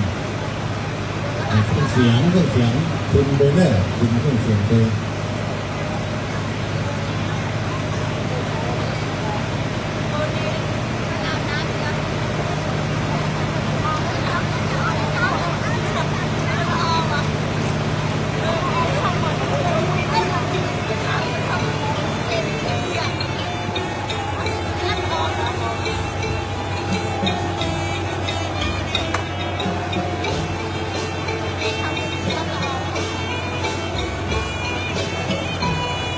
พอในศาลาพอมัดไฟเบเนอร์พอเนอร์